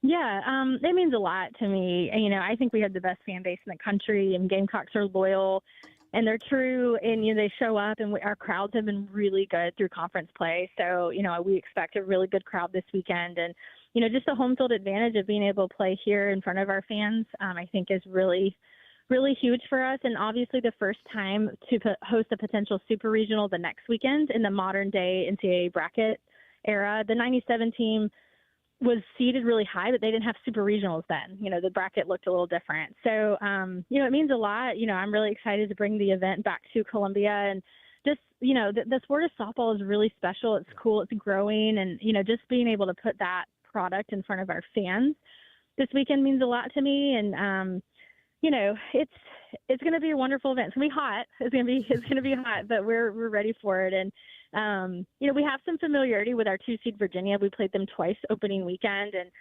we beat them twice. I think both of them might have been a come from behind win both times that first weekend. And we're a very different team than when we played them the first weekend, and so are they. And North Florida's got a great pitcher, and Elon's obviously hot coming off the Colonial. So for us, we want to treat every opponent the same. We want to play the game the same way every single time. And we've got some time to prep. So Sunday night we had our selection show. We took a little bit of time off this past weekend coming back from Athens.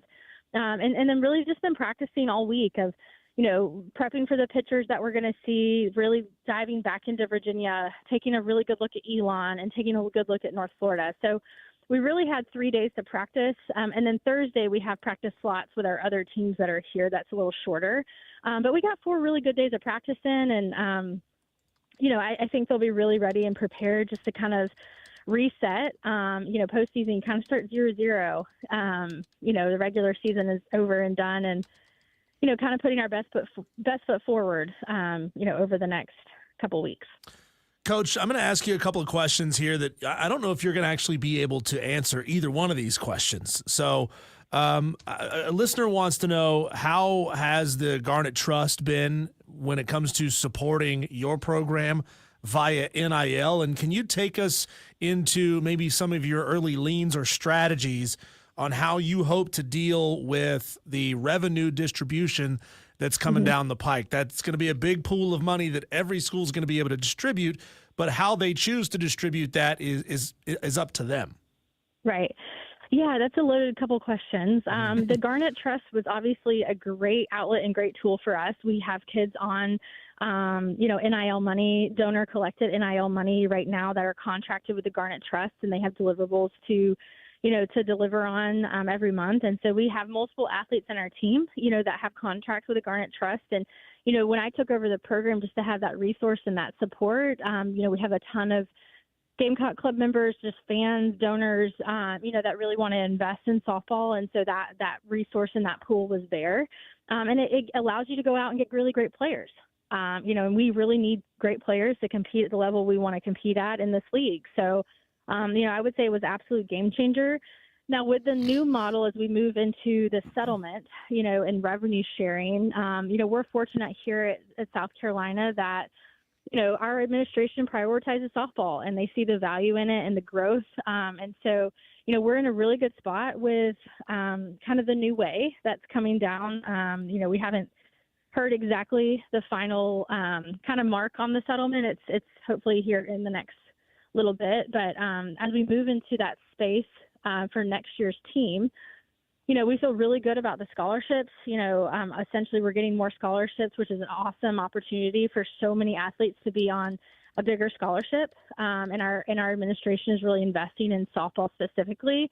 And as far as revenue share, it is up to every administration how they want to distribute that. And, obviously football is kind of the driving force behind the revenue sharing, and we have to make sure they have what they need so we can all have an awesome Saturday at Willie B every weekend. And obviously they kind of make the whole department run from a revenue standpoint. So after that, you got to take care of basketballs, and baseball here is obviously revenue generating and a big deal in Columbia, as it should be. And so, I think that our revenue share is very generous of our department, and I think it's only going to grow as we move into this next space, of being able to support our athletes on top of their scholarship with revenue share. Coach, fantastic stuff. We really appreciate you taking time to join us, and best of luck this weekend. Thank you guys so much. Thanks for having me on, and we'd love to have anybody at Beckham this weekend. It's going to be an awesome atmosphere for some of the best softball in the country. Absolutely looking forward to it. That's Ashley Chastain Woodward. So much appreciate her. What a great interview. I'm telling you, man, we've had a lot of good ones. If that doesn't make you want to get in a car and drive to Columbia. I'm telling you, she's awesome. Awesome stuff there from Coach. And she's right, man. You know what? Going back to the conversation in the earlier part of the interview, Diesel, it's tough taking a job at a place like South Carolina in your first year, not really knowing what the revenue share looks like, not knowing what NIL looks like. And for her to do what she's done, let's put a big picture here. They're on the season, they're 40-15. That's impressive. In a brutal league, they lost to the number one team in the country in A&M. Really impressive job. Look, when they hired her, she's an ex-Gamecock. She played there, Diesel. When you hired her, I'm sure you thought, man, she's going to do great things. But for her to have the year that she had in year one with the talent that she got in the portal, man, that was that's fantastic. So shout out to her and that team on a fantastic season. I'm looking at photos here of their venue, and I'm seeing more fans at softball games than are at baseball games. So when she was talking about the pecking order and, kind of the reality of knowing South Carolina softball is not going to get more funding than football or basketball, I'm saying they deserve more funding than baseball right now because they're actually winning, and they're potentially bringing titles to Columbia. Oh, screw the baseball team, give the money to softball, build a juggernaut. Hey, they're fun to watch. Really, they're fun to watch. Before we run to a break, let's squeeze Big Kev in here. He wants to chat on the phone lines at 844-FAN-PHONE. What's up, Kev? Hey, we on our way to South Carolina? We going? I was going to say, let's go. Let's pack the bags. How do you not want to go after hearing that, right? Listen, man, y'all talking about hockey. Listen, I figure we get just let me in the back seat of your big truck, and we just ride and find us something good to eat. Get the gas card out, man. We pull up to a hockey match one night and leave there and go see the softball. I'm telling you, I'll tell you this. Let them win this weekend, and then next weekend, Kev, they'll be hosting. If they win the regional, they're automatically hosting the super regional. Oh, we got to get down there. I'm telling you, man, like that. You know, it don't take much for Columbia to get jumped off down there and get some party started now. That's right. And, you know, softball, man, it's fun to watch. It's fast paced. College softball is where it is fun. I love in person too. It's not a bad idea, man. I might have to hit you up on that. I need to see that. I've never seen a softball game live. Oh. Everybody knows the party starts when Big Kev shows up. That's what I'm saying. Well, let's go then. We can get this thing jumped off. As long as they got us some chicken wings and hot dogs down there, we doing all right. I'm sure we'll find some. Yeah. I don't know about chicken wings, the concession stand. I'm sure they have hot dogs. I mean, who wouldn't have a hot dog? Big Kev, you're the best, man. We appreciate you. All right, dog. Thanks, Kev. Oh, good stuff there, man. Really good stuff. Appreciate Coach Woodward. You know, also want to give a shout out to her SID as well. That was thrown together this morning. So shout out to her for taking some time to join us because it was, you know, she's busy this week to say the least, right? You love the coaches that make themselves available, who understand that, you know, going on the radio in the upstate and promoting the program is the best way to continue growing the program up here. Because, I mean, how fortunate are we to have two extremely high-level softball programs right now in the state of South Carolina. We got two high-level baseball programs in the state of South Carolina right now. I mean, the hardball on the dirt, it's going well around here. You said high-level baseball. You mean like Coastal and Spartanburger? I'm sorry. I mean, I guess I can't even say that about Clemson anymore, can I? I'm sorry. There's 1.5 good baseball teams. I like it. 1.5. When we come back, some news about Cooper Flagg and the potential of maybe a trade. We'll take your phone calls, your texts. We also have some audio from Ocho Cinco that you can react to. That's next.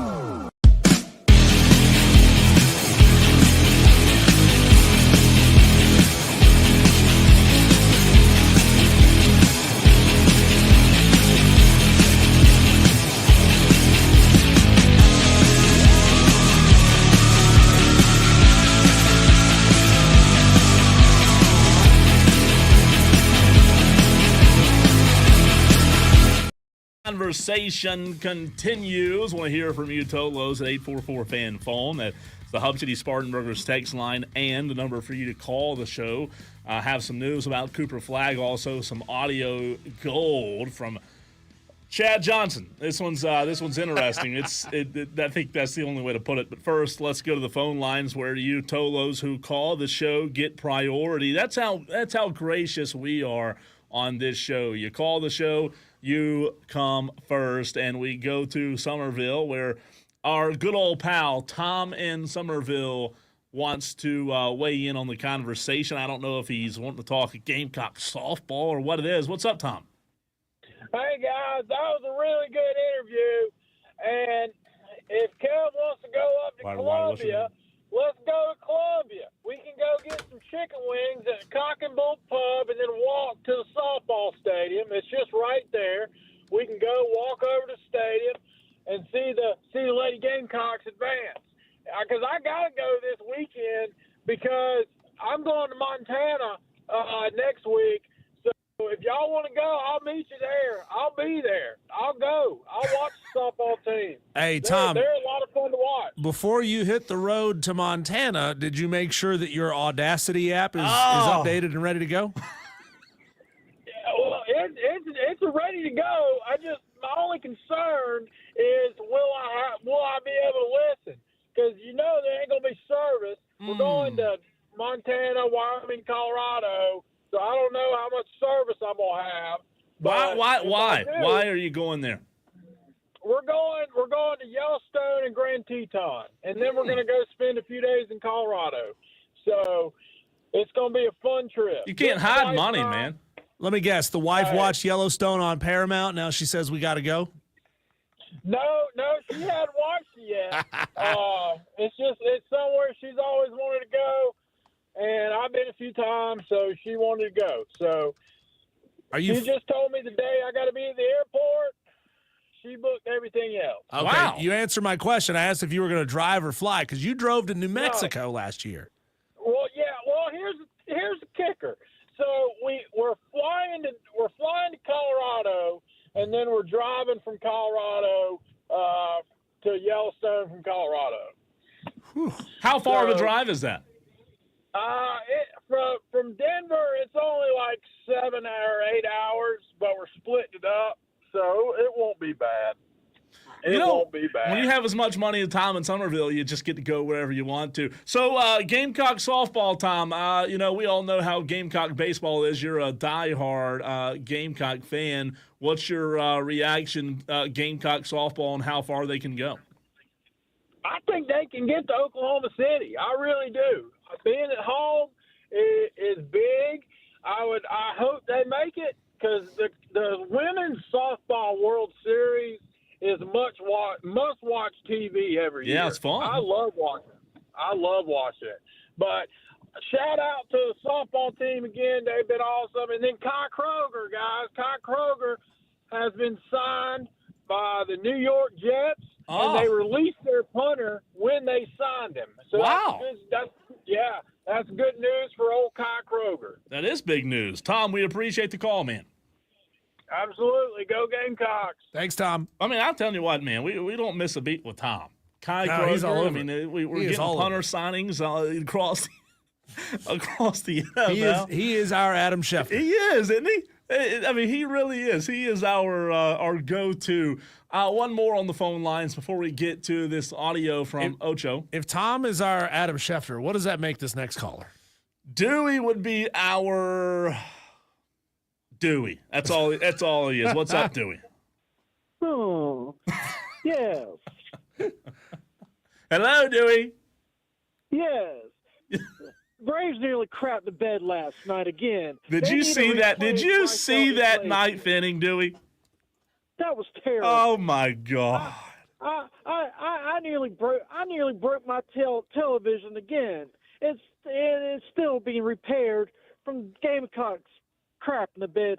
But that was terrible. Who didn't see that one come and go? It's time to replace Raisel Iglesias. I agree. Him, but I don't like him. What was it? more. 3-1 in the ninth inning. Is that what it was? Is that right? It was 3-1. And the Braves allow it to get to 3-3. You can blame the little kid that plays shortstop all you want, but who let two base run? Who got 2 base hits?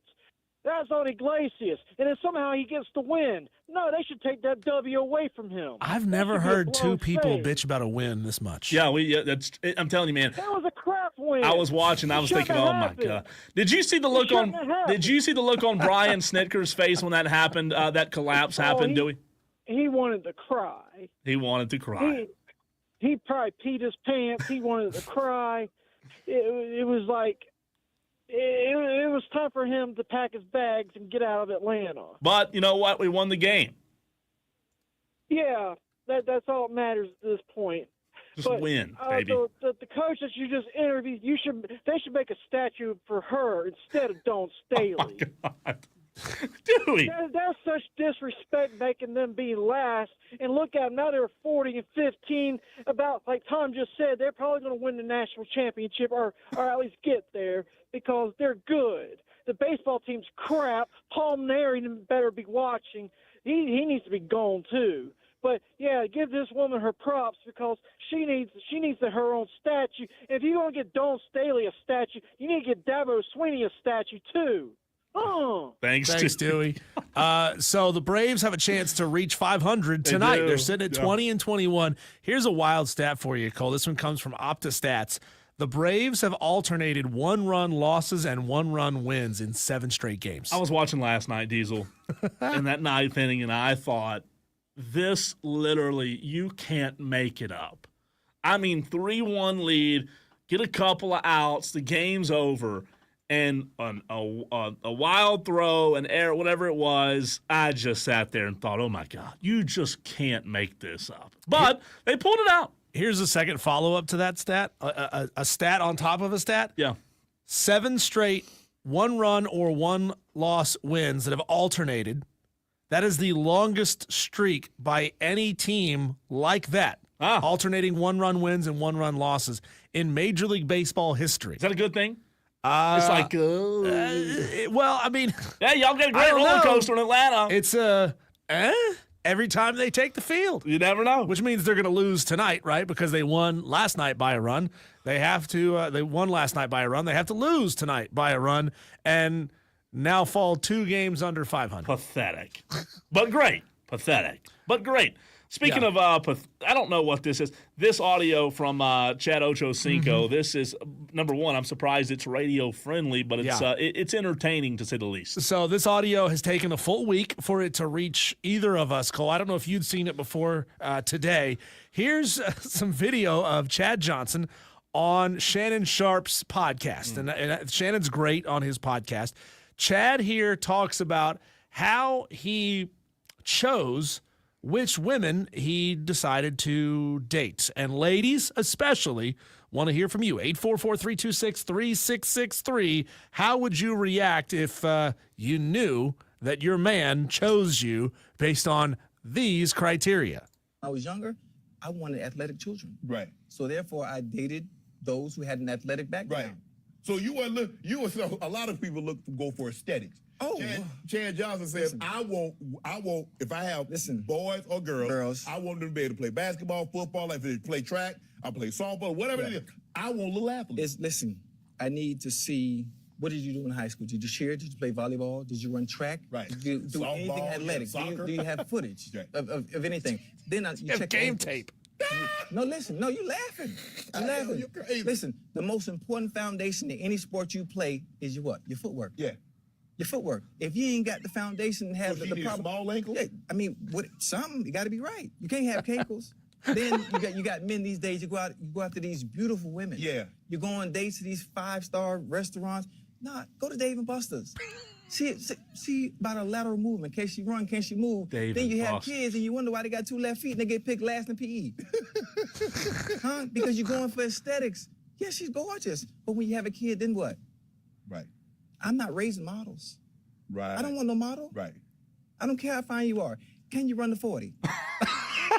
There's no way that's real. There's no way. I don't care how fine you are. Can you run the 40? There's no way that don't take her to a 5-star dinner. Take her to Dave & Buster's and test her lateral movement. What is he doing with lateral movement at Dave & Buster's? What?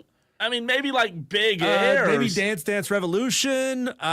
There's one game that they have that's a whole bunch. It looked like those like slap lights. Yeah. And you slap all the lights, Yeah. and that could test hand-eye coordination. Certainly. I mean, what he's talking about is eugenics. Yeah. It's where you don't see it in humans very much. You see it in like dog breeding. Like, hey, dog number 1 over here has a great shiny coat. Dog number 2 has really strong hips, right? Mm-hmm. And really healthy hips. So let's breed these 2 dogs together so we get a good coat and we get good hips. That's what Chad Ochocinco said he used to decide what women he dated. You can't make early that on. up. You just can't. Like I like the Dave & Buster's, but I guess wherever Chad lives, they don't have like a Big Air. I think the Big Air reference might have been better, don't you? I mean, like Big Air, you're doing a lot of athletic stuff. You're jumping. You're testing. You're right over here, Cole. And I don't. You remember when D1 used to be right over here? D1 was like an athletic training facility. Imagine taking a date to D1. Yeah. Instead of taking her to a movie, you take her to D1 to run the cone drill. That'd be fun to me, though. and Big Air's here now, right? Right across the street. Right. I think that's fun. I really do. I mean, so you think this is crazy, Cole, but I used to work with a woman who specifically said that when she was dating and when she was trying to figure out who she wanted to have kids with, she would not date someone that was shorter than her.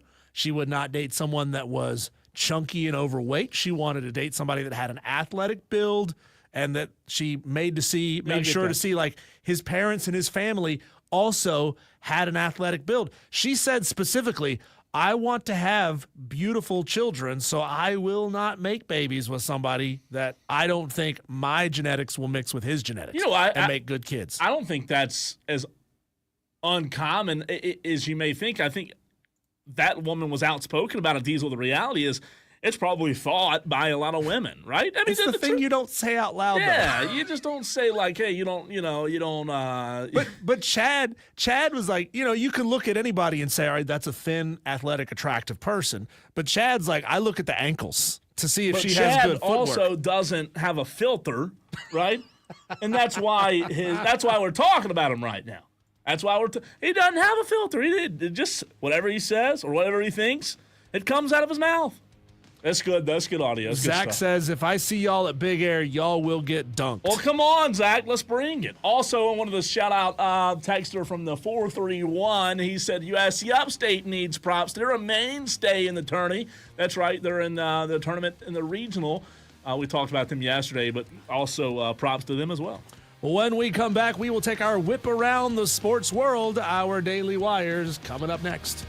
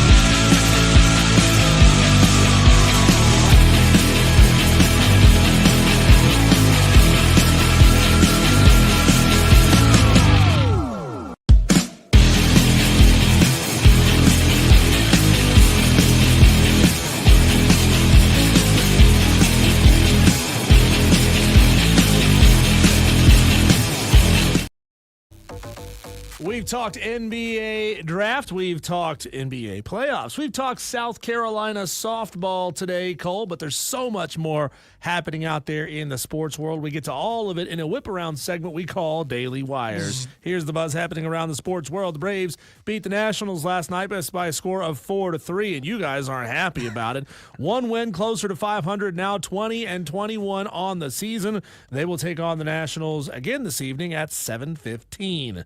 South Carolina baseball will host Winthrop tonight at Founders Park at 6:30, so we're just about 45 minutes away from first pitch there. With the win tonight, the Gamecocks would be 27-26 on the season, which is good until you realize they have number one LSU coming to town on this weekend. So not good. Above 500, probably not going to happen. No, they're gonna finish the season below 500, and tonight will be their last win of the regular season.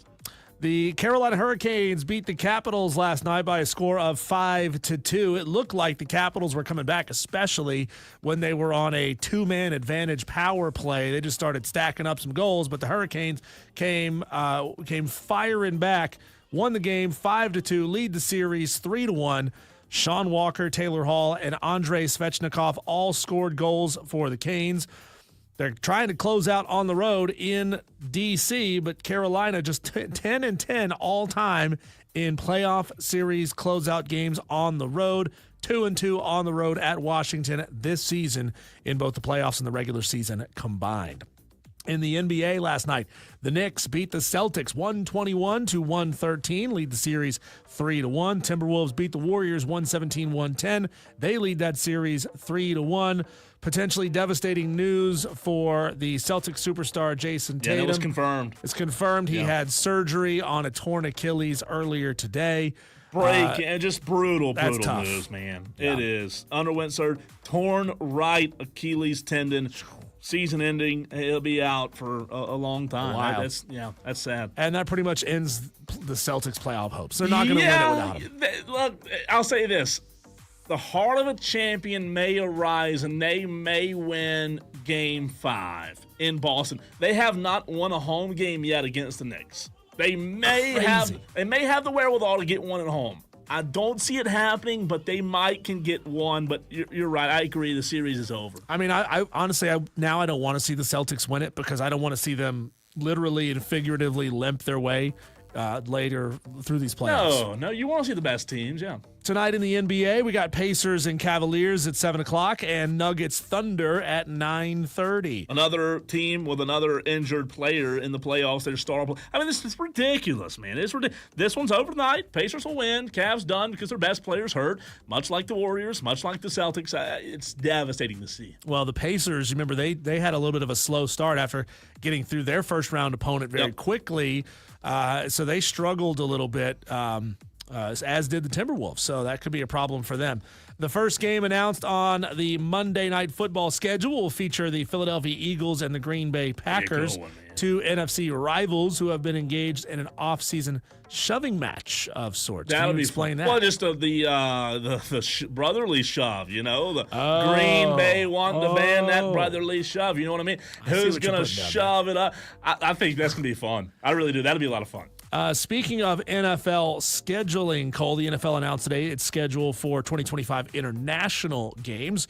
They'll have games in Sao Paulo, Brazil, in Dublin, Ireland, 3 games in London, 1 in Berlin, and 1 in Madrid, their first ever stop in Spain. Thanks, How NFL. about that? Thanks. Back to the NBA. Warriors superstar Steph Curry does not expect to return to the court for Game 5 with Golden State's season on the line.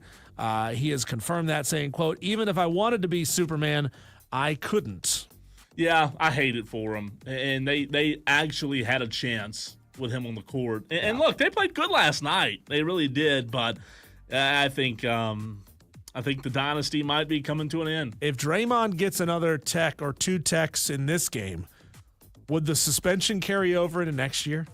It's a good question. I don't know if it I don't would. think. I think it's maybe, hopefully it's just a playoffs. But anyway, it wouldn't matter if first game of an 82 5-game season. The Dallas Mavericks moved past the Luka Doncic trade in resounding fashion last night by winning the NBA draft lottery with just a 1.8% chance to get the number 1 overall pick.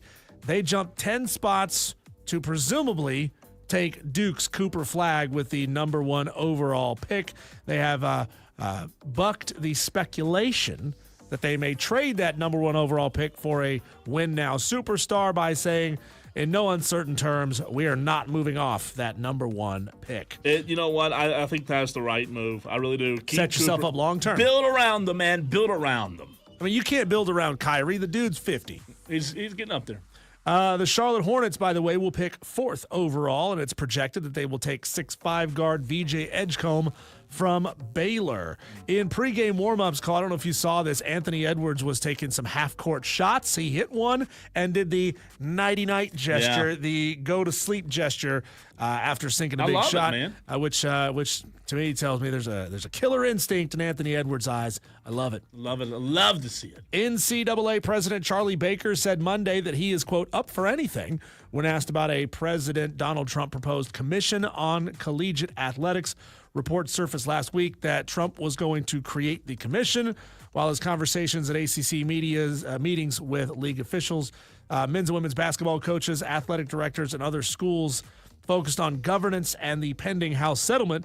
Baker was asked during an informal media availability for his thoughts on the presidential commission, said, quote, I think that the fact that there's an interest on the executive side on this, I think it speaks to the fact that everybody is paying a lot of attention right now to what's going on in college sports. I'm up for anything that can help us get somewhere. Now, not to mention our ACC media days that we'll be at in, July, August? Yep. I mean, we're already getting Bill Belichick, and now we'll get Donald Trump there as well. I mean, in Charlotte, we complained about it last year, right? Maybe we can get Bill Belichick and Donald Trump. Just bring them all up there. I mean, let's make it wild and crazy while we can. A couple more here for you. The Clemson LSU season opener game time has been announced, a night game with a 7:30 kick on ABC. Yeah, big time matchup. That's going to be awesome. South Carolina's season opener has now been announced as well. They will open the 2025 season Sunday, August 31st against Virginia Tech in the Aflac kickoff game at Mercedes-Benz Stadium in Atlanta. Game time has been set for 3 p.m. And those are your Daily Wires. When we come back, we'll go to the phone lines, also have some audio for you, and who knows, we might just get a little crazy, a little wild in the power hour, final hour of the show. That's next.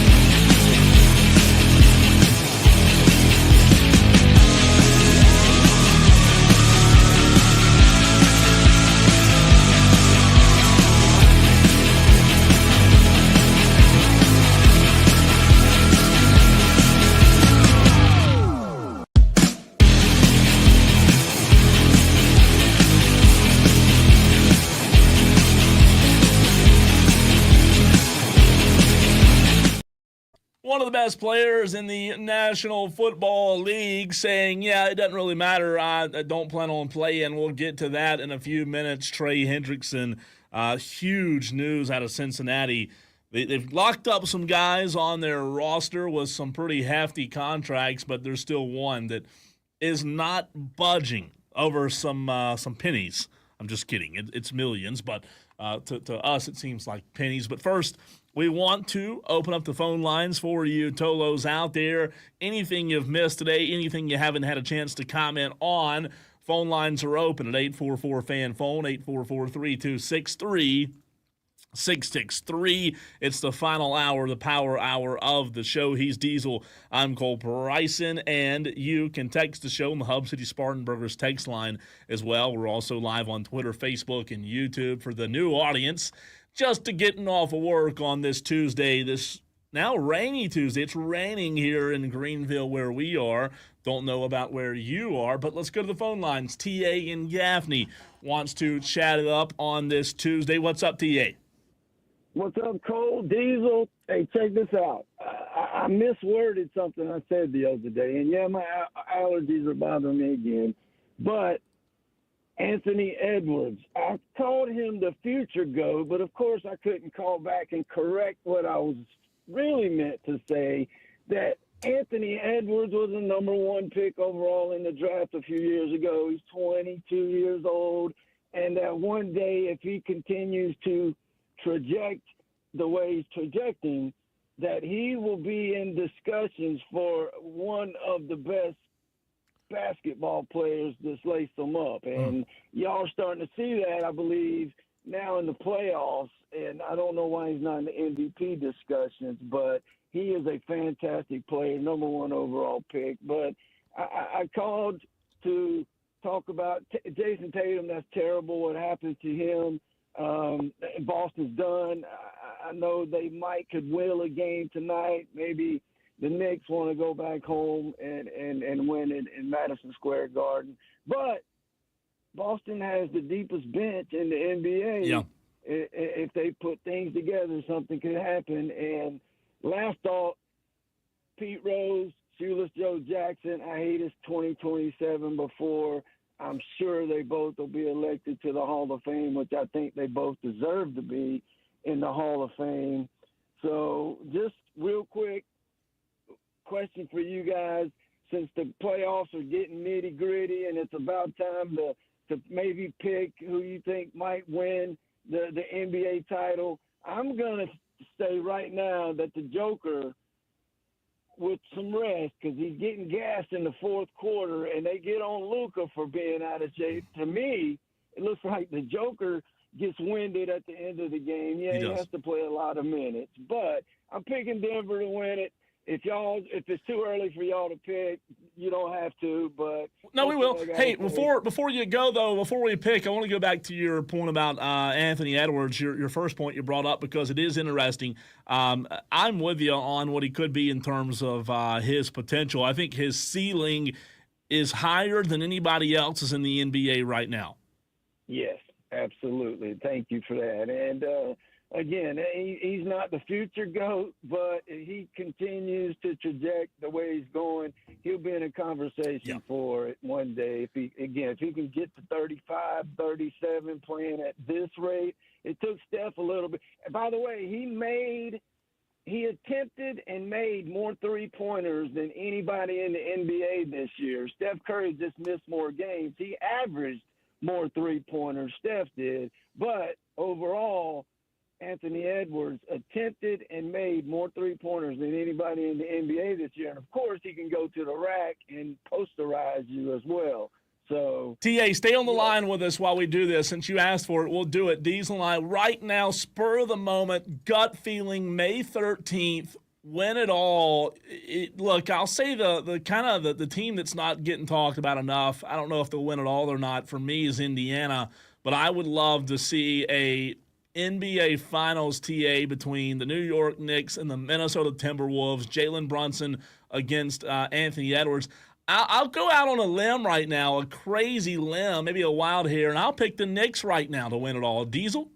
Yeah, first of all, I want to give TA credit there for inventing a new word. You used traject as a verb, and I love that. Yeah. It's like project versus tracking where they're going to go, so we traject where they're going to go. I like it. I had to Google it. It's not a word, but I like it anyway. Cole took the words out of my mouth. I was going to say the Indiana Pacers because with Halliburton, the way they're playing with him, and just the clutch level that he is playing at right now, I mean, these Pacers, if they're in a tight ball game, they have a really, really good chance to win these games. I like the Pacers a lot right now. What do you think about that? I like Jalen Brunson, and I don't know why he's not talked about in the MVP. And you could give Jokic his fourth MVP if you wanted to, if you just look at the raw numbers.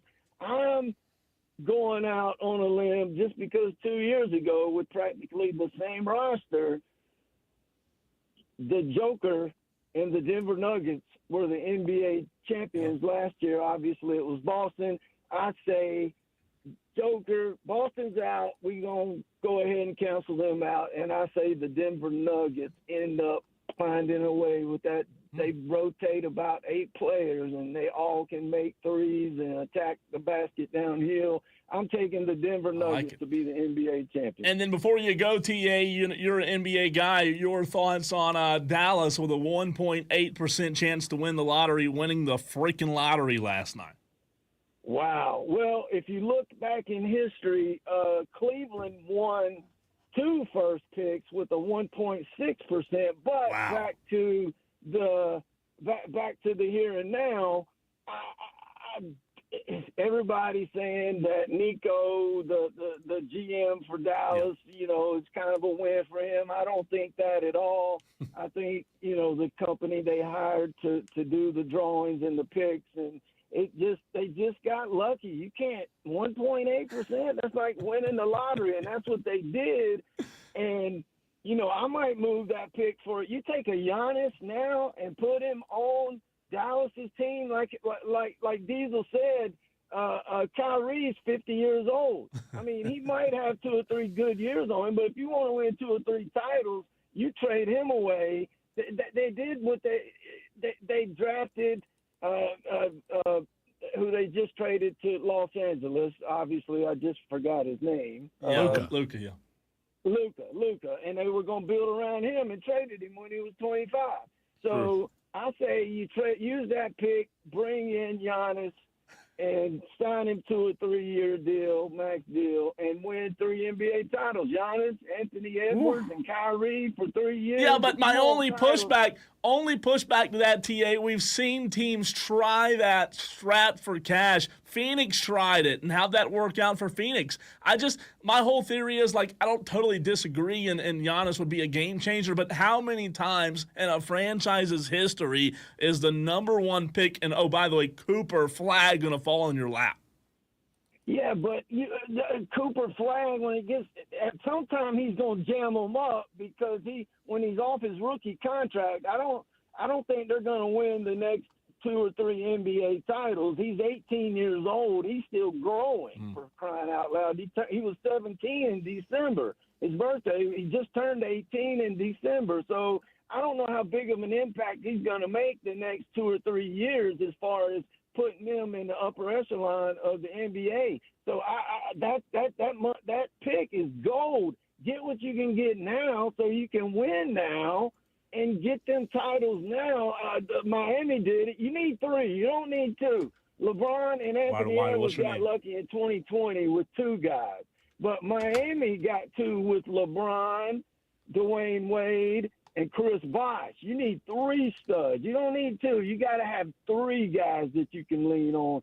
And Kyrie is still balling, and Anthony Edwards is still in his early 30s, and Giannis is 30, 31. I think they could win the next 2 or 3 NBA titles with that. That's just too stacked of a team. You can't stop that. Them 2 big guys down low. It'd be good, man. Kyrie shooting. It'd be good. Awesome stuff, man. I love it. Thanks for the call, TA. Appreciate you, man. Good stuff, TA. Always a great call, TA and Gaffney. We go back to the phone lines. Diesel Jack wants to weigh in. Jack, what's up, man? I'm pretty sure, Cole, you look like you wear Sitka, and you probably can't hunt for shit, to be honest. Okay. Okay. Let's go ahead and hit it again, Cole. Yeah, we can't. You can't do that. Yeah, we're off the call. The prank calls. Off the phone. The prank calls. Jack's dumped. Jack's banned. I don't even know. His name probably wasn't even Jack, right? I mean, we go from a good call in TA, right? I mean, TA's bringing the basketball Check knowledge. the old pulse. Yeah, TA's bringing the basketball knowledge, and then we get some crazy maniac. Jack bringing the 4-letter words. It's bringing the 4-letter words, and he's dumped. Adios, Jack. I was going to touch on one thing that TA says before we get to this audio from Trey Hendrickson. I know it's not going to happen now because Dallas has already said, look, that we're keeping the eggs in the basket. We're keeping Cooper Flagg. I will say, having Kyrie, Anthony Davis, and Giannis, the only thing that I would say that would lean me to that, Diesel, you could convince me to do something crazy like that, is the size factor. Like when you look at what the Joker can provide down low in the playoffs and what the Lakers didn't have, the size would just be. Yeah. I don't know how people would contend with that size. They would be a rebounding force. I'd like to see it. I don't. So you're saying make a deal with the Nuggets and bring Joker to Dallas? No. I'm just saying when you look at the size that Giannis would provide in Dallas if they were to make that trade. I'm just saying, look how valuable that size is with the Joker, right? That's a huge part of their success is the size and the length that he has. I'd like to see it. You've got to be ballsy to do that. You know what? Like you've got to be really ballsy to do something like that. I mean, what do you see as the Dallas Mavericks window to go out and win championships? Right? I know Kyrie. Legitimately, we were joking saying that he's 50. How old is Kyrie? Kyrie is 33. Yep. He's clear. We're injuries are starting to pop up with Kyrie. He's still a great player right now, but he is hurt. Do we really think Kyrie's gonna play longer than about 3 more years? I mean, that's 5 tops. I'd say he's got 3 years of good game left. Kind of like PA said. 3 years of good game left. So, would you rather? I don't know. By the time Cooper Flagg is a legitimate superstar, Kyrie is cycling out of the game. Maybe you move on from him by then. Who knows if he's still a Maverick by then? It's tough. It really is. It's tough. But if you could pair Kyrie with Giannis today, if you could trade AD to Milwaukee and bring in Giannis and find just any big body to fill that center position. Speaking of a big body, one of the best in the game, the NFL, Diesel, Trey Hendrickson, 46 tackles last year, 17 and a half sacks. 2 years in a row. By the way, if you go out and get 17 and a half sacks 2 years in a row, you're going to demand big-time money. Yeah. However, there's a little bit of a struggle right now with him in Cincinnati. Here's the audio from he was in attendance today, but he was in street clothes, the latest on Trey Hendrickson's contract negotiations in Cincinnati. This is interesting. At this point, do you want to be a Cincinnati Bengal? Wow, that's a tough question, too, because you try not to let the business become personal. I think over the last week or so, it's become personal, unfortunately. And when there's a lack of communication in any relationship, if it's business or a personal relationship, lack of communication leads to animosity, and that leaves my narrative only to me with no clear direction. So the lack of direction, the lack of communication is leading to things that are allowing me to think about what's going to happen more than how great they have treated me over the last 4 years. Because let me say, my son was born, I've said it to everyone, my son was born right up the road. My wife worked at the Cincinnati VA. This is my home, and I wrote that yesterday. It's home. And unfortunately for myself, I have to deal with that kind of dilemma in my own, finding out business and personal. Because on the one hand, you see OTAs and you smell the grass and it's football. And man, I'd be lying if I said I didn't love it. And on the other hand, there's a proper time for that. And there's a lot of things that have to change before that.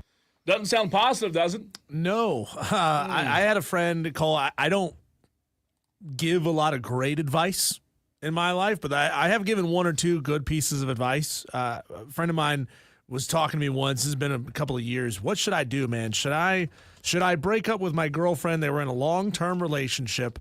He really seemed to love this person, but there was just this underlying feeling like it's probably not going to work out. And my advice to him was, you break up with your girlfriend when the pain of staying with her outweighs the joy of being with her. And that seems to be where Trey Hendrickson is right now. The pain of staying a Cincinnati Bengal and all of the hurt feelings, which those don't just go away, right? I mean, we've all been in a relationship where you broke up, you got back together, you didn't automatically forget all of the things that made you break up in the first place. And, eventually you just got to say, is it worth all of the heartache to deal with this? I don't think he wants to be a Bengal anymore. You know what's interesting about it? He spoke to the media, Diesel, for 25 minutes today.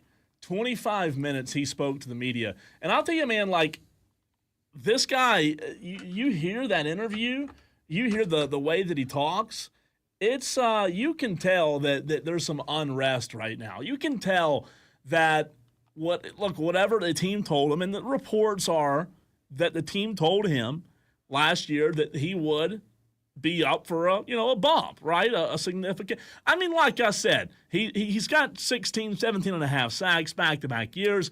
He's set to earn $15.8 million this season. Final year of the contract, obviously a big year. I will say him being there at OTA, I think that's a big part of the process. Devil's advocate playing for the part of the Cincinnati Bengals. How many players have we heard, superstars, complain when they don't get their way and just say, oh, it's lack of communication. The team hasn't communicated well with me. Trey, we heard it a lot with Aaron Rodgers. We've heard it with other big superstar players saying the team just isn't communicating with me.